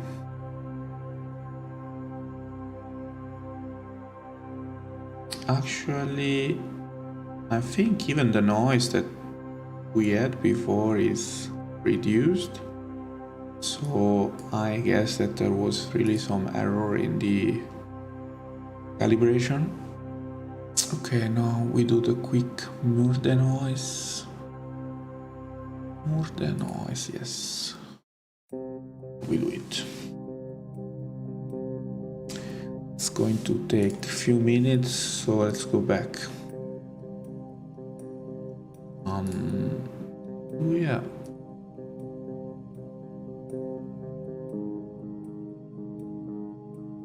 Advanced search. NGC 6914.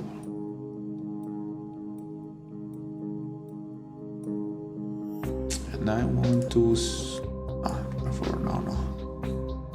See the 18th page.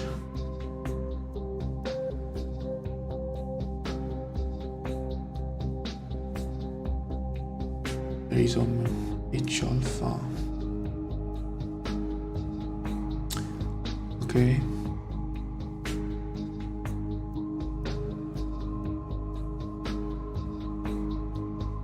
Let's run it. 5 hours total hour. How much it should be? We did, I don't remember, probably 70 frames per 5 minutes. And it's almost the same time integration.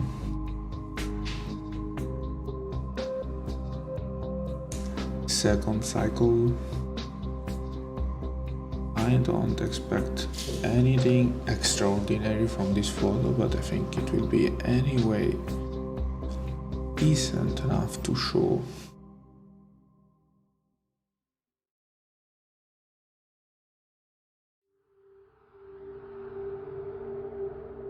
Let's... Okay, topic. Juan Lozano. Wow, so clean.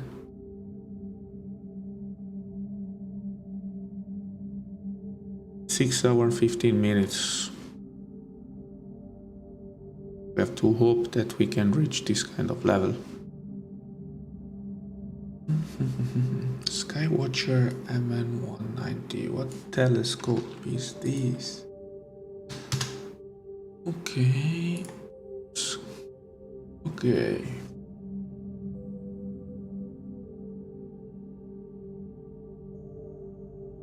It's nice.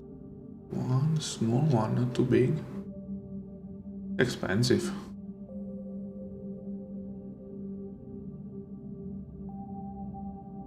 Is it a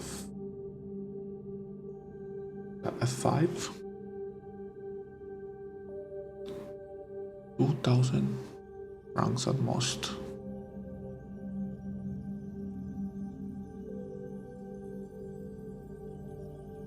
Must have very good optics. Well, actually, it proved it can deliver real nice images.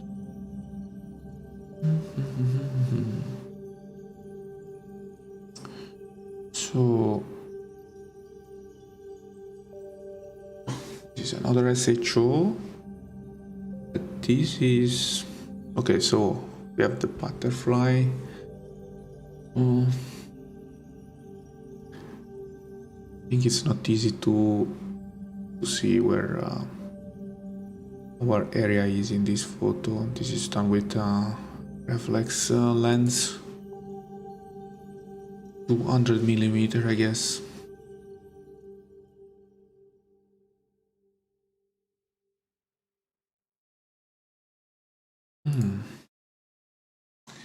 Mr. or Mrs. Eves. 58 hours of data, 9 panels with a Nikon Astromodified.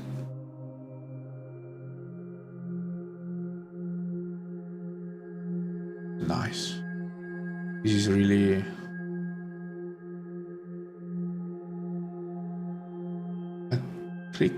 click and drag zoom not available. Oh, okay. It's too large. It's too good. We're about to open a large file. Yeah. No worries.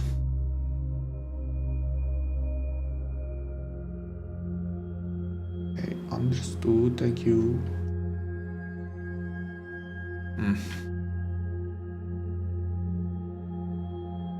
So this is the Cygnus wall actually.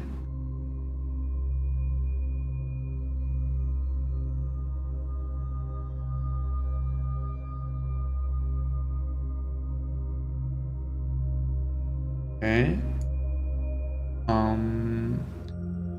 I think here it is. This is our area. This is our area. It should be at least. Okay, we are close to our last cycle. So let's get ready for the final image.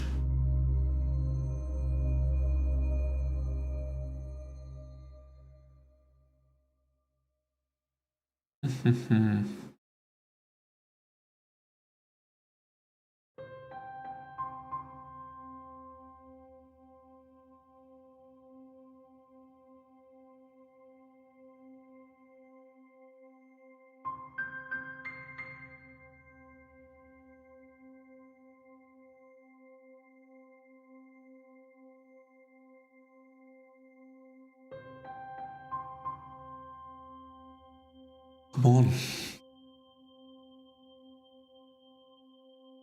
There you go. Dismiss. Let's make it bigger. Let's zoom in. Let's go back. Okay. Clearly, Moore Denoise is a script which does really an amazing job. I should see. Is it possible to see who did it?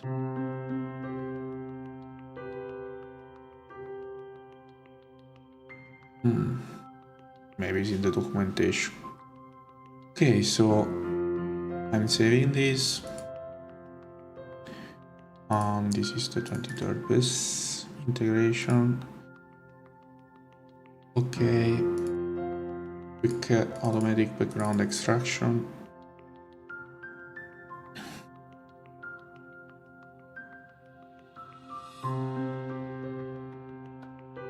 And good, really nice.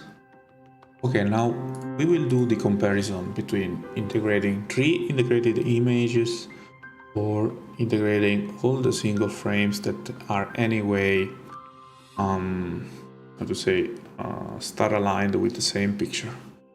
Okay, so save as. We save this. Okay, let's start immediately with the easy one. Okay, add file. So I will use this. Use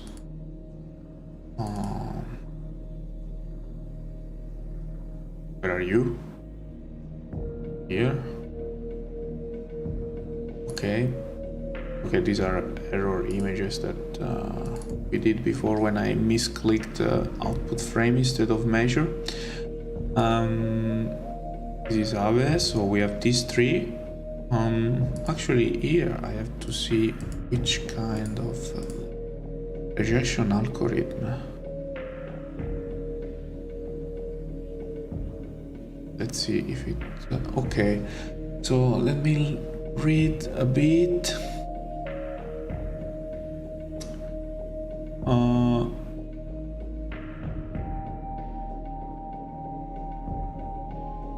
Okay, I think we will use percentile clipping because we have only 3, and we will use only...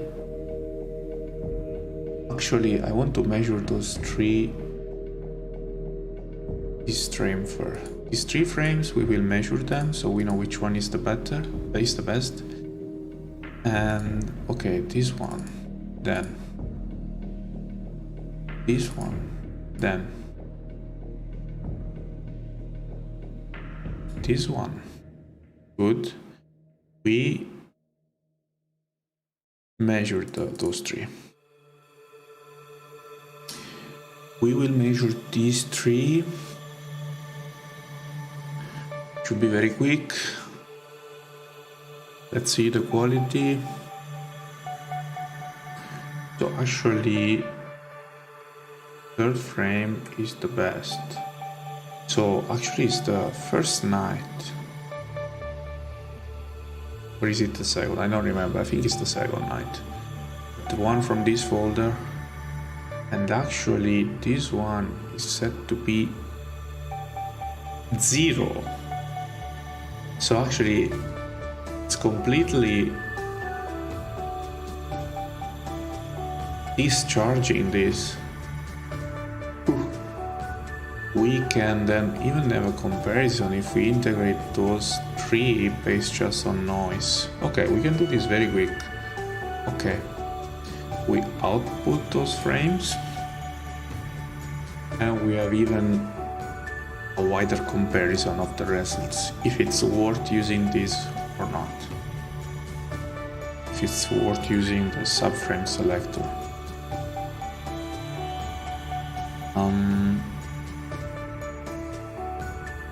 Okay, so image integration.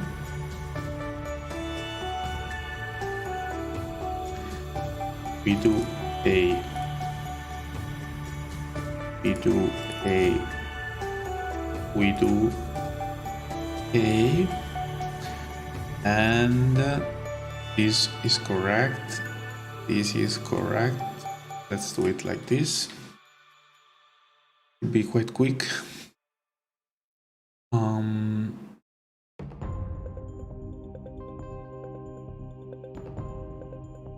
Why not?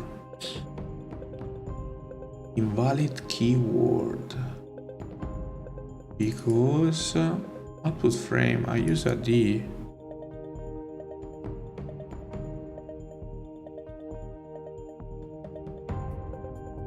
Why? Why? Okay, probably that you see, I think that this noise evaluation, let's do like this. We cannot do this comparison, it seems. I don't know, maybe it's because one of those 3 got just merely 0 weight, so this is not acceptable. Let's see.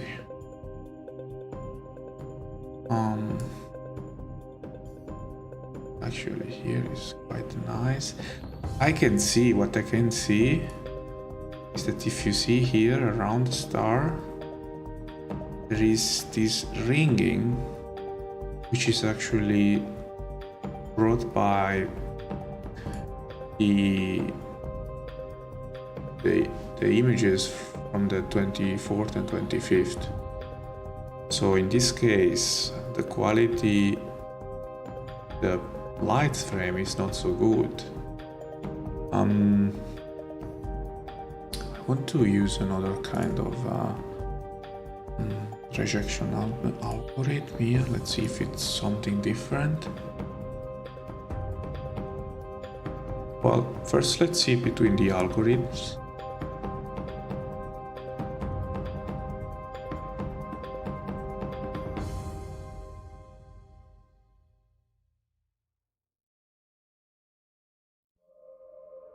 Well, I think this is much better. So that algorithm that we used before actually was really bad. It was really not good. There is this ringing around the stars. Okay, forget it. So this now average. Let's try this other one. So I will not touch anymore. Okay, this at least 5 images, but average sigma clipping has clearly a better results. Percentile clipping is the bad one. Let's see if this one is possible to use with this little number of frames.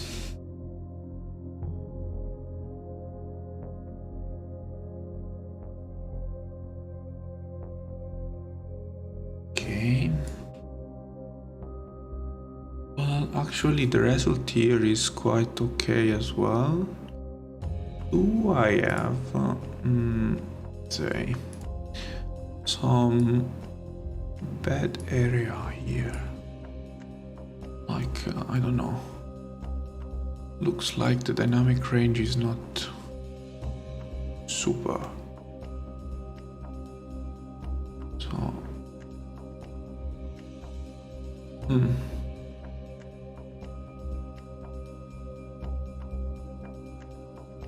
so how can I compare this properly? This is actually like this.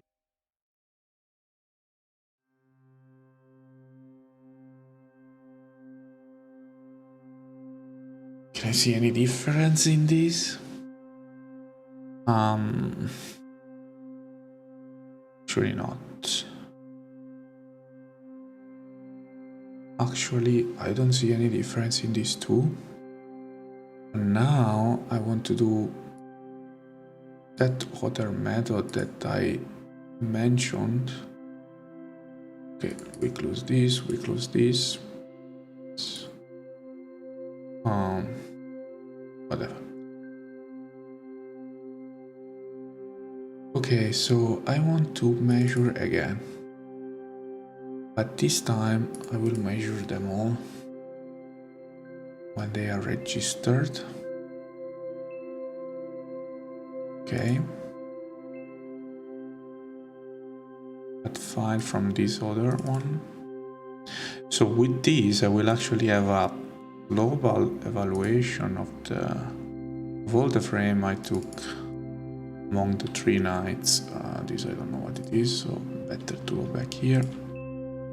And now we see we have a total of actually 95 frames. 95 frames. So I want to measure this. Let's go and see. I have the feeling this will deliver a better image. Another thing that I have to question and investigate is if Murde noise, I should actually use it. But actually these ones are not the integrated images, so I will have to run again this Murde noise, so I should not have any problem. Actually, I think this is the best way.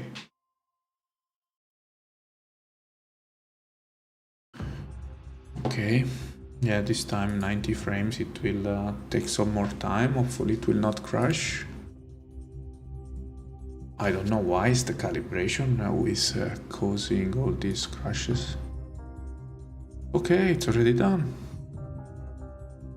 Well, as you can see from the graph here, I suppose that the folder 23 piece is the worst. Anyway, let's see. So actually, as you can see, this night has really low weight. So now we will make this comparison. Okay, so we output those frames, but I want to select another folder so that I don't have a huge problem with, let's say, Chroma. Okay. And then I will do output frame, and I will do like this. There are some mosquitoes that are killing me.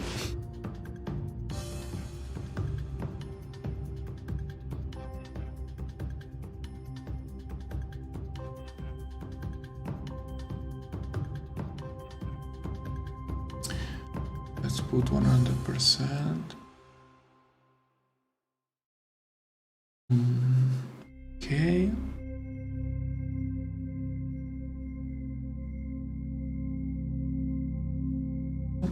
Okay. Wow, Gamma Cygnus. Or Sinus, how do you say it? Google Translator.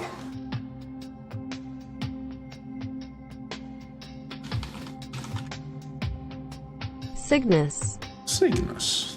Good.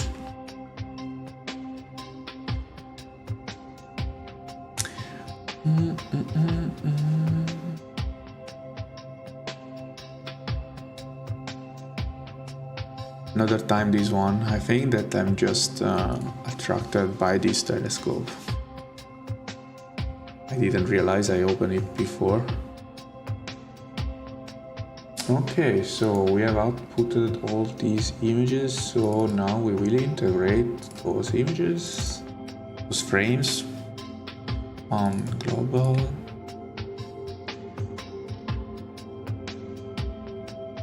(95). Okay, additive. So in this case we will use the linear fit clipping, and this should be, in this case I want to use fit skateboard. Now it should be okay. Any error? No. That's good. That's good.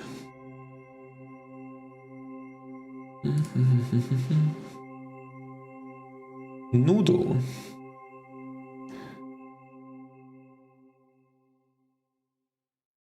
Also, this noodle is really nice, huh?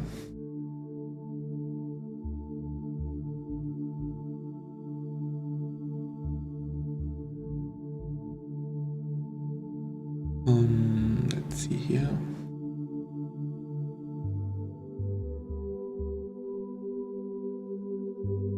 Let's see here.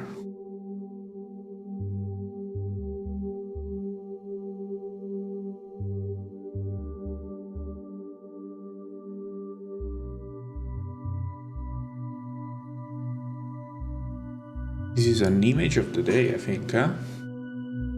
2015. Wow, what is this? All those astrographs.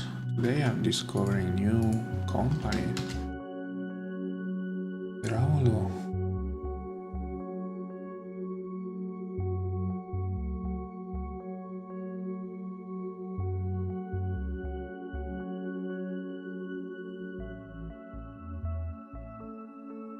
Where is this company from?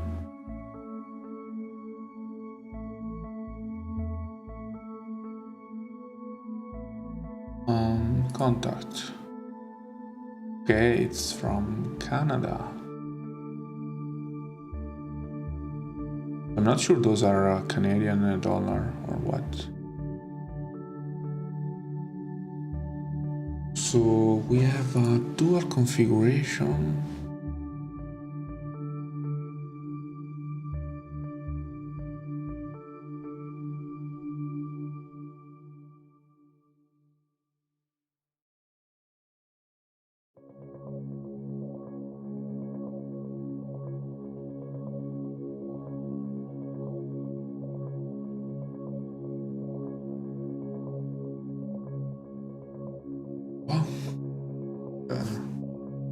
Really compact one, huh?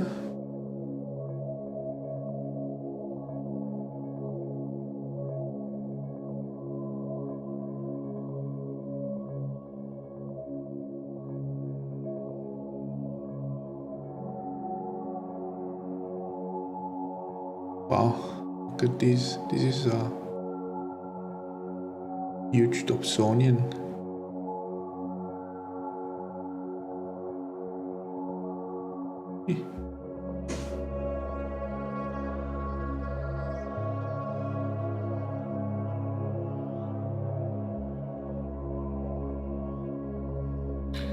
Very nice pictures.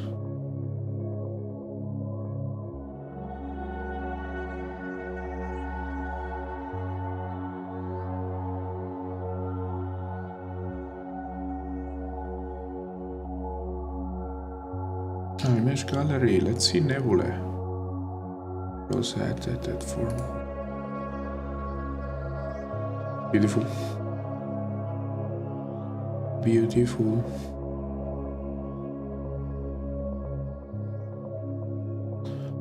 We're discovering new telescopes. I really had no idea of this brand, but look at this. So nice. Here, some SHO.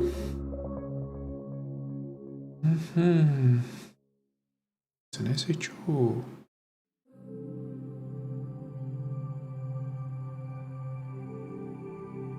total integration is not mentioned, but OSI. Let's see this camera.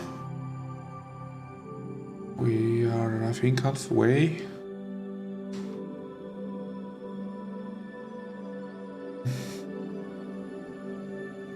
Um,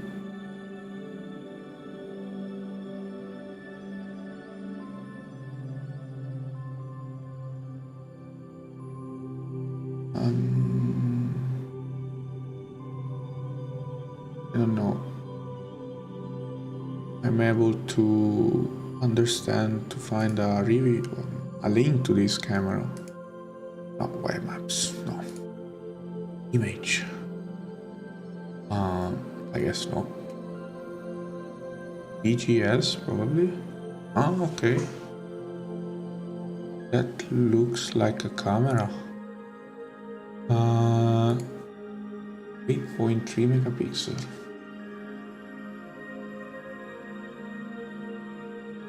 This has also the filter wheel included, but okay. From Kodak, I think, yeah, this is probably a famous sensor from some year ago. Ooh.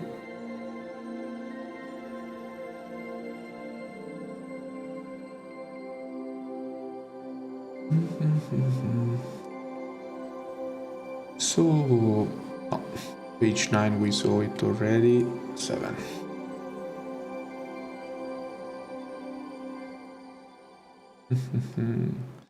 This is another SHO.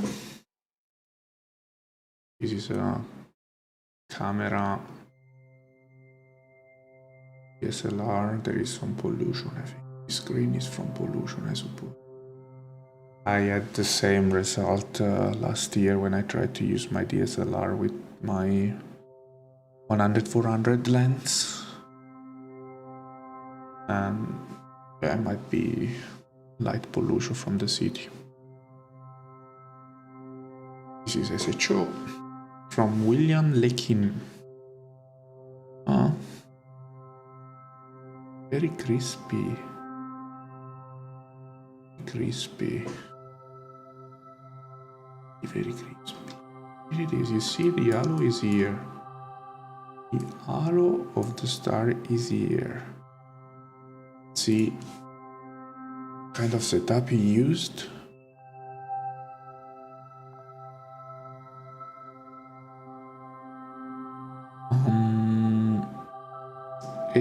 SHO. No RGB. Well, Skywatcher 80 Gold Edition.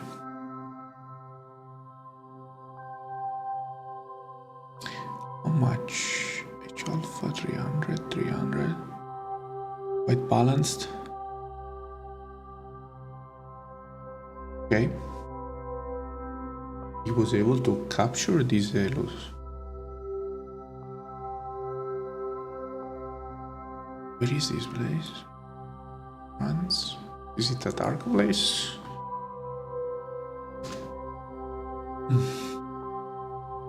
Well, looks like a small village. Well, it's not far away from France, from Paris. Okay.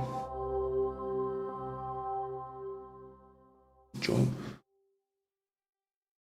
Win.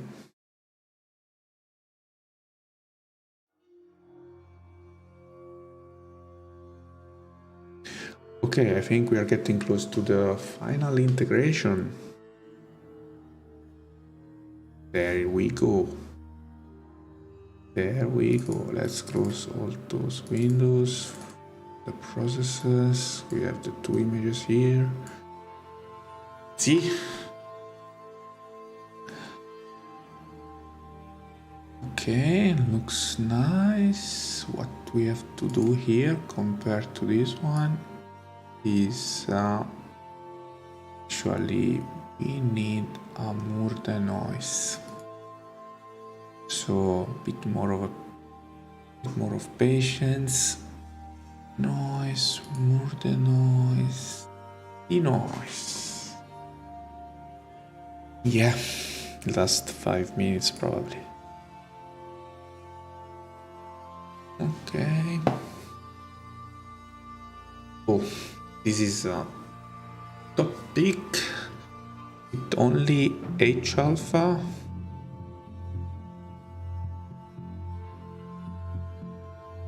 Full resolution, but this spike is really nice.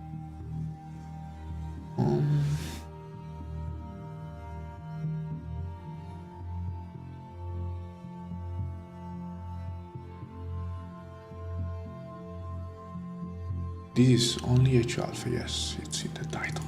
So it is H alpha.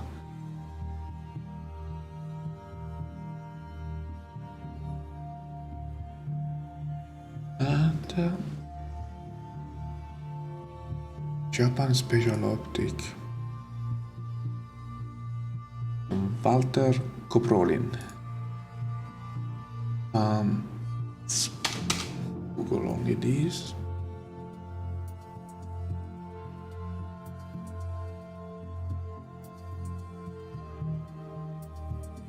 Maybe him opening some. Yeah, I don't think we are in the right.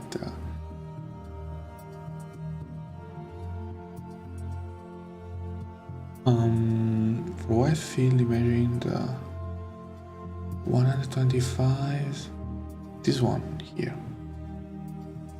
Small boy, very effective. Night sky, vision found.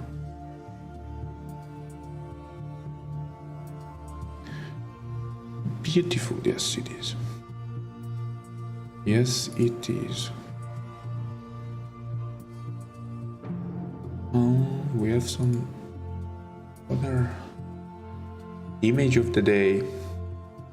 No, this was the one that we opened already. I don't know why. I'm just because we went back to page 8. Okay, sorry.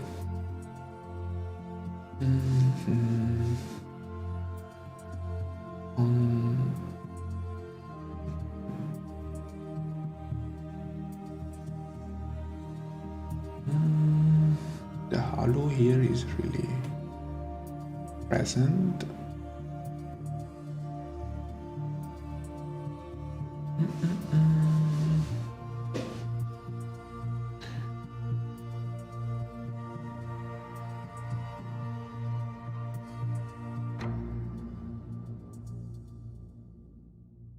$175 refractor.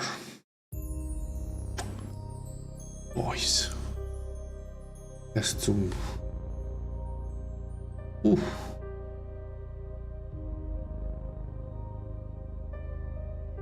Look at the details that you can see in this.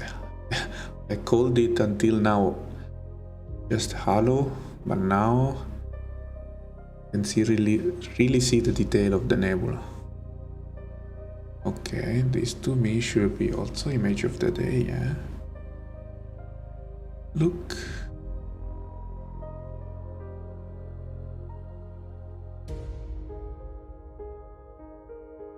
This part until now, this is the best image of this detail. The best one, for sure.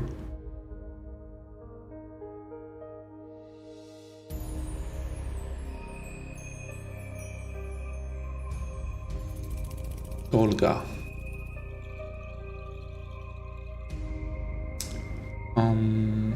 It's not written the integration. Yes, 28 hours. Okay, 15 minutes each. But it is spectacular indeed.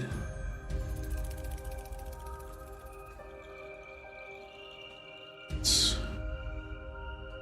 see. Deep Sky West.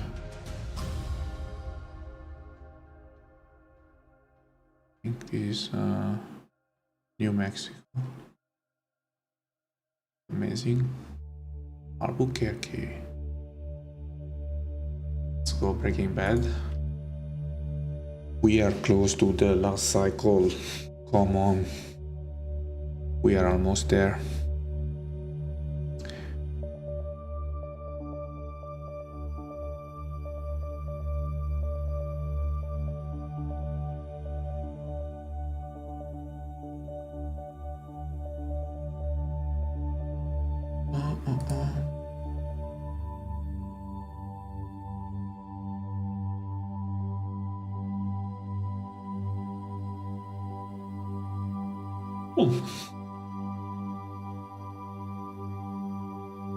And this is also quite nice.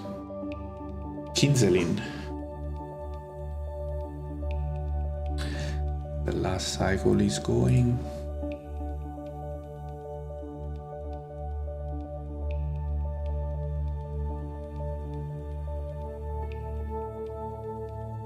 Actually, to me, it's a bit confusing that the top pick nomination is sort of gold color, even though it could be also bronze, and actually top pick is silver. Could be the opposite, maybe. I don't know. But okay, then you have... Okay, this is actually really bronze, because then the image of the day is really golden. Okay. My bad. My bad.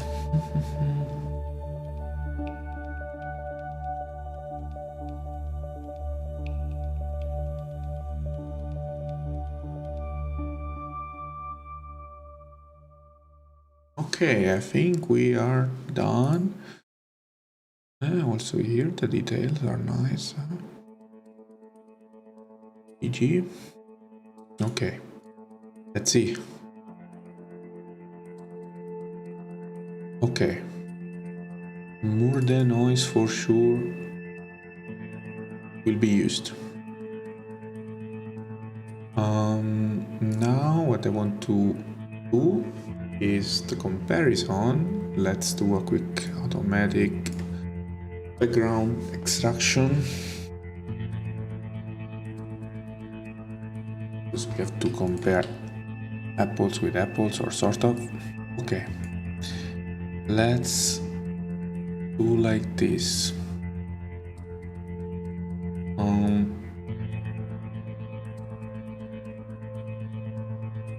Do I see any difference from a preliminary view here? Let's check in this area.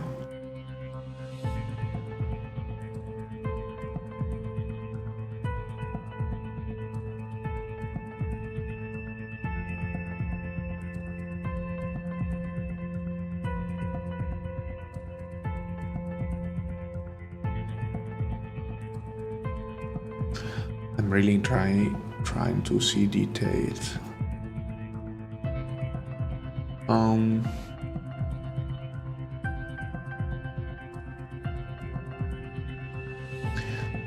I'm not sure I see any.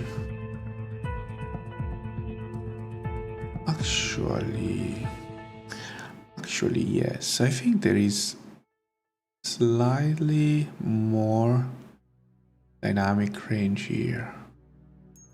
This little reverse C is a bit less detailed on the left than on the right. Let's take another area. Let's take this area.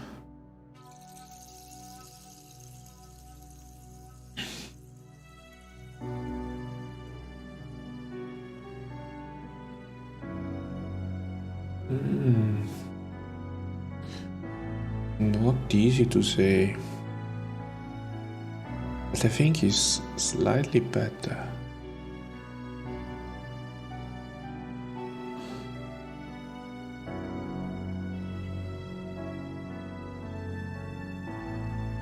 Yeah, I think so. There are really tiny details in the dynamic range, I feel.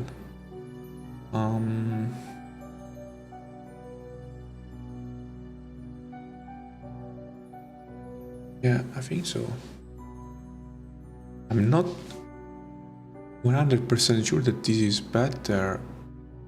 Let's say the one on the right is better, but to me it looks like a slightly better dynamic range.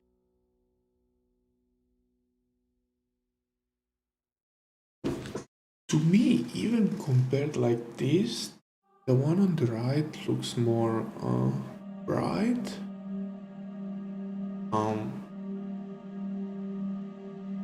Yeah.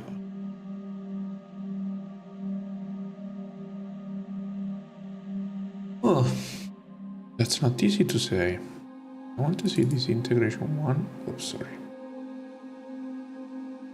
See if I see any difference in the integration one.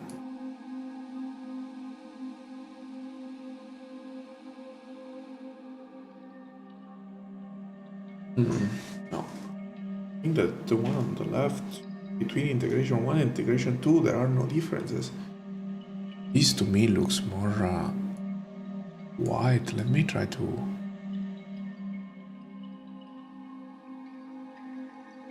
Okay, no, maybe it's the monitor. And now I want to do one thing actually. Sorry. Process pixel math. Pixel math.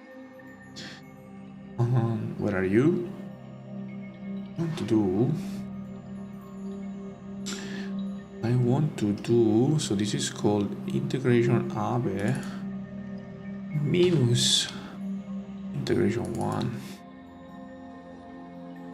Okay, and I want to generate. So let's do a new image.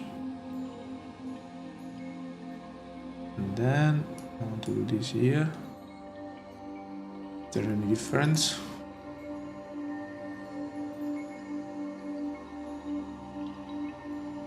Actually,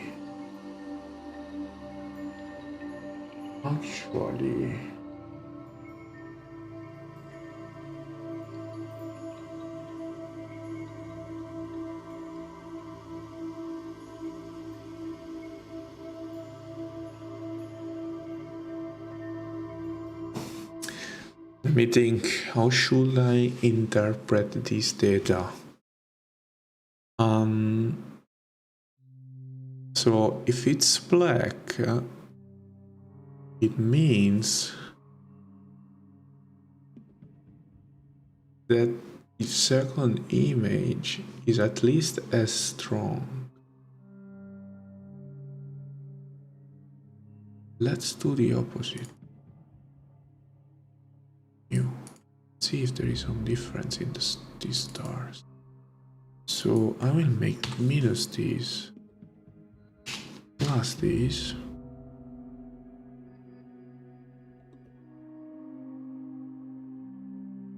Actually here there is no... So actually the thing I said that this one looks more bright is true. Really looks more bright because this is the most bright. So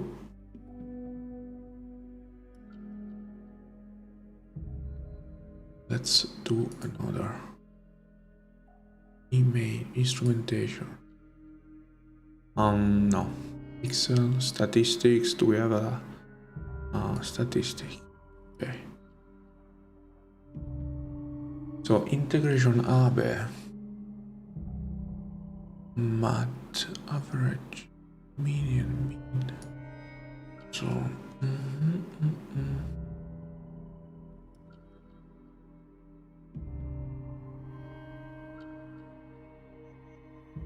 3.5. Yeah, it's different for sure. Actually, I have a feeling that this is better. I have a feeling that this has more details. Now I want to do another thing. Let's take again this integration. Where is it? And now we... How can we do this? How can we do this? Let me clear everything. Let me pick only the one. So let me check the data here. I don't want this data, okay? I don't want this data, so I have to remove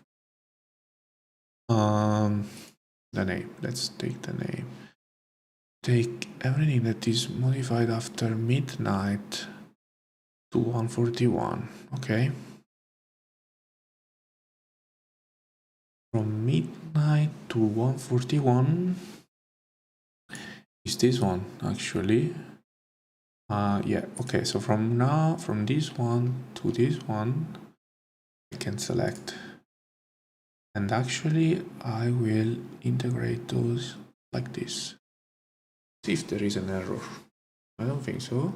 Okay, so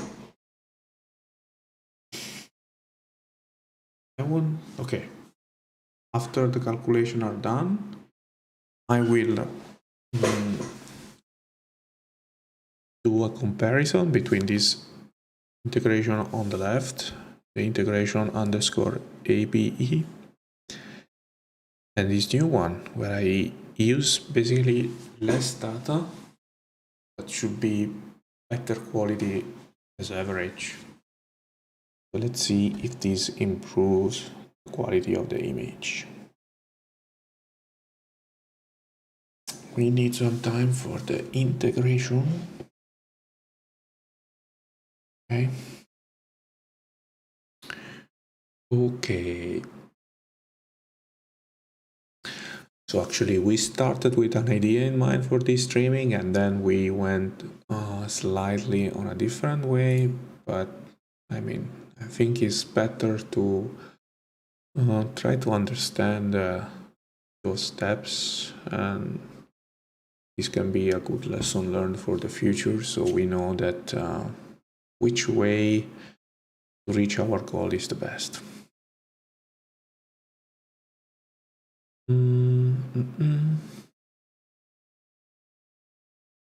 So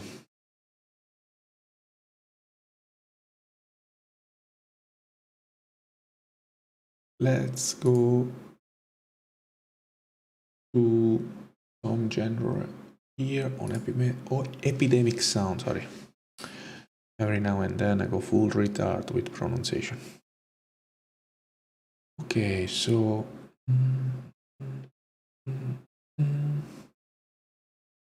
white color, let's try this.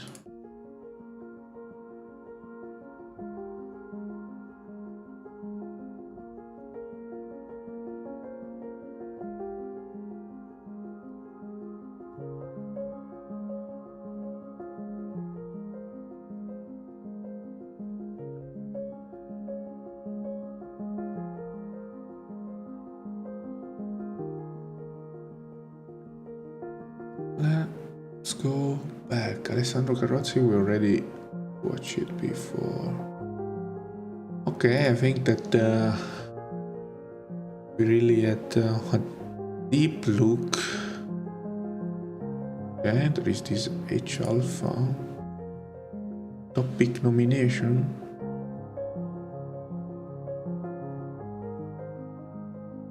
I think we saw this too. I remember this Pentax 75 500mm.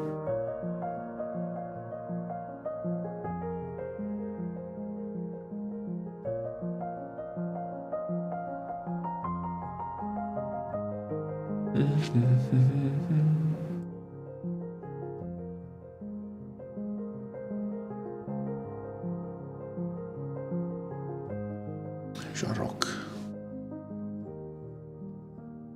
We saw this. Okay, I think Thanatos. Wow, it really looks like a face.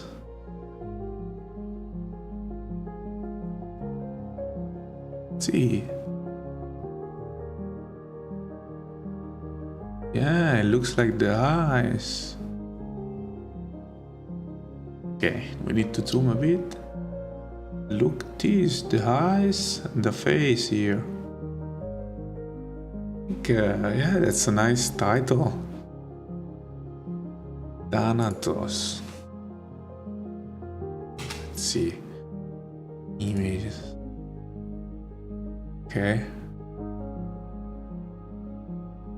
Some kind of death god or Greek mythology Thanatos. on Wikipedia. Okay.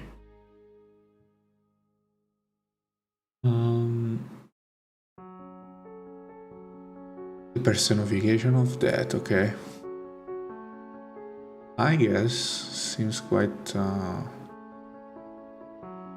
intimidating, this face, yes.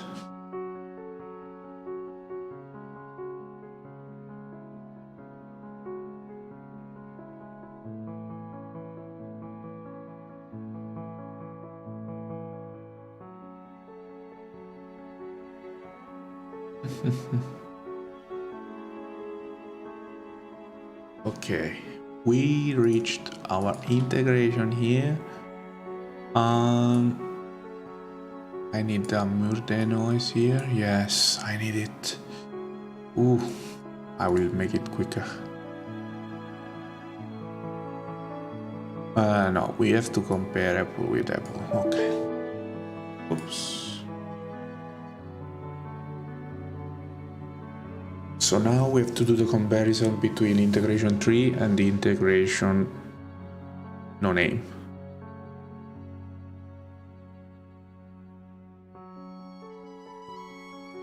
Okay.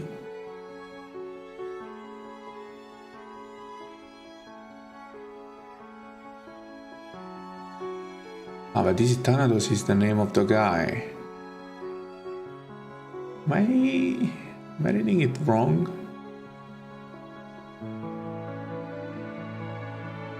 Yes, I'm reading it wrong. Thanatos is actually the name of the author. So am I actually just imagining that there is a guy there? It's two blue eyes. But I'm not the only one. Ein sehr schöner NGC 6914 ist dir da gelungen. Die Erans haben sehr schöne Details und alle Protoplatten im Bereich Nebel sind sie gut zu sehen. Gratulation. So yeah, he's also complimenting Thanatos for the amazing picture. Protoplanetary nebulas. Protoplanetary nebula. Let's get some information about protoplanetary nebula. Protoplanetary nebula or preplanetary nebula is an astronomical object which is at a short-lived episode during a star rapid evolution between the late giant branch phase and the subsequent planetary nebula PN phase. So PPN emits strongly in infrared radiation. It's a kind of reflection nebula. So I guess these protoplanetary nebulas are those actually the ones that I call no, I'm not sure because it is it infrared doesn't mean anything for our filters, I guess. Let's see, infrared spectrum.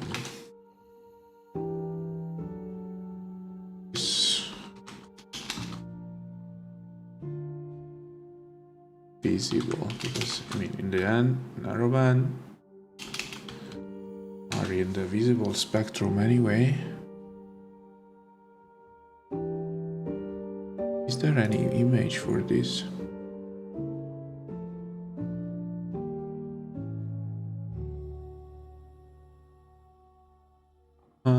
Infrared visible. So actually I think the narrowband is here. Infrared, so it doesn't mean anything. This could be actually those blue halos.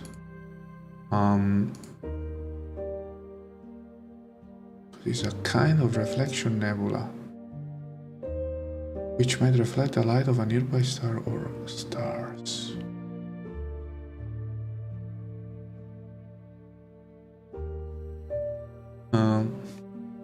Actually, here I need to study more. I admit it.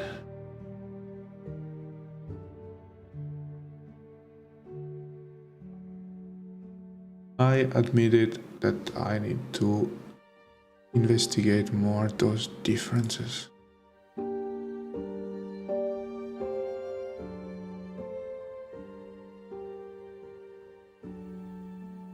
Cool.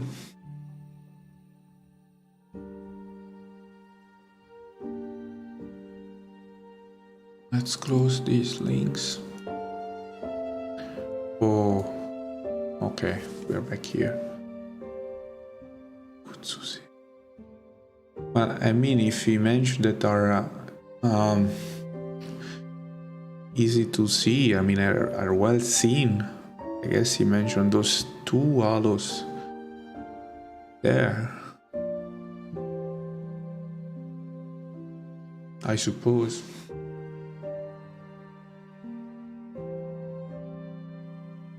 Yeah, this is the cons of joining astrophotography only since 1 year. I need really to get more information about the technical stuff.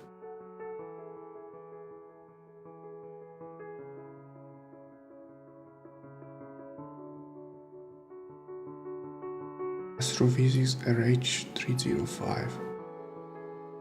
Let's see. Let's see. Nice. Yeah, the results speak for themselves. I agree. Let's see how what's the price of this one.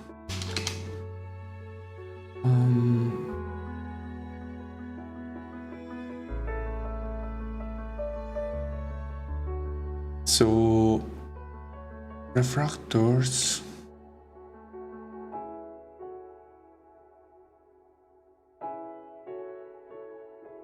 I want to see. Let's use another site.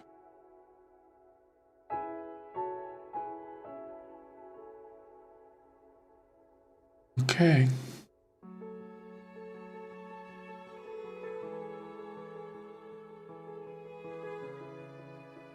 That's very nice one.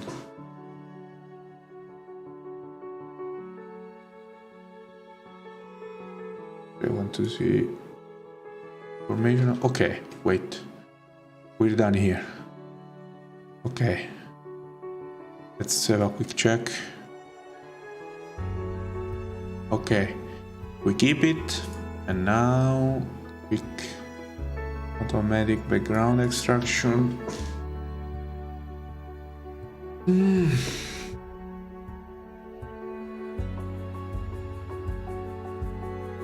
This one.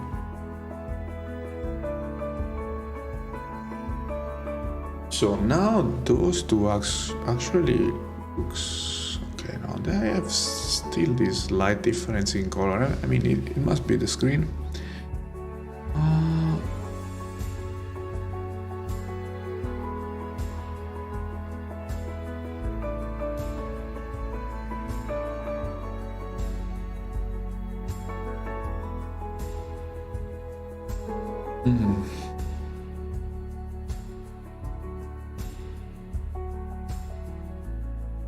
I'm actually seeing more detail on the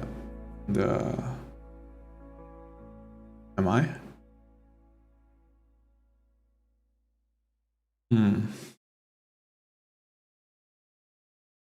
It's actually impossible to say which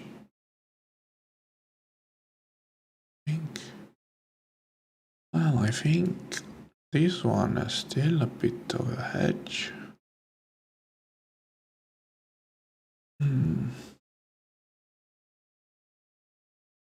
Here, let's put all on one side. 'Cause it?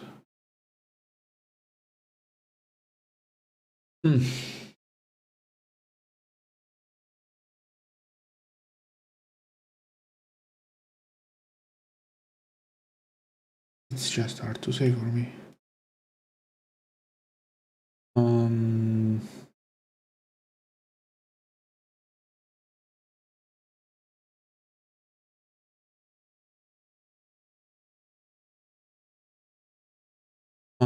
So if we look at this area, we can for sure see some difference in these. To me, this looks more detailed, or is it just flutter?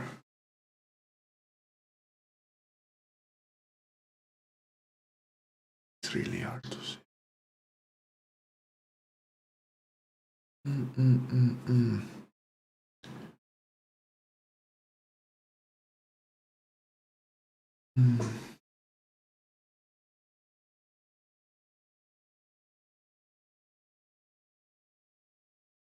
Oh, this is a hard one. Let's do again some pixel math. So I want to do a new image. Good. And then I have the integration A, B, E, the integration 3, E, B, E, E. Then, okay, we go back, and then I do like this plus, this is minus, and let's see what happens now.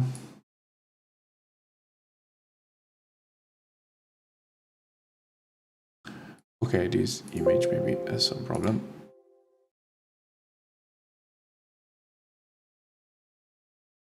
Okay, that's better. Okay, this one is actually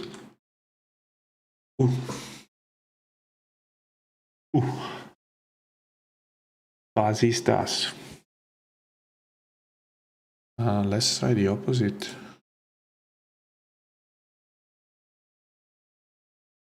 Again, please. So I do the opposite now. Minus here and plus here.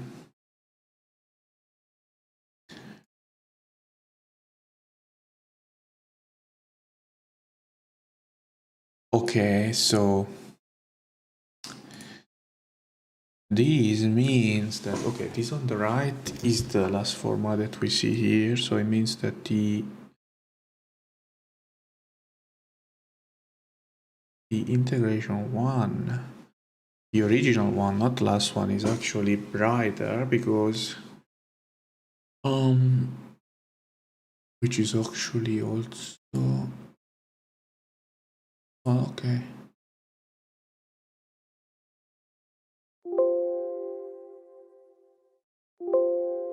And it would really be nice if any of the viewers know better.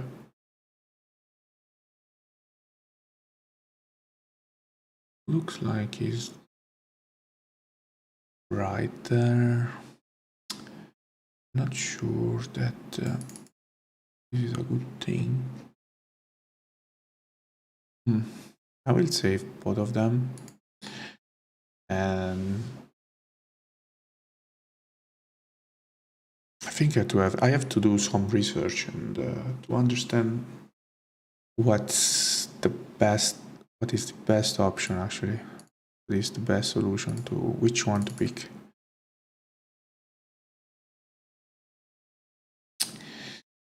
Okay, so but at least we saw that integrating all the images, even if from different nights, it might look a bit better for the quality of the image.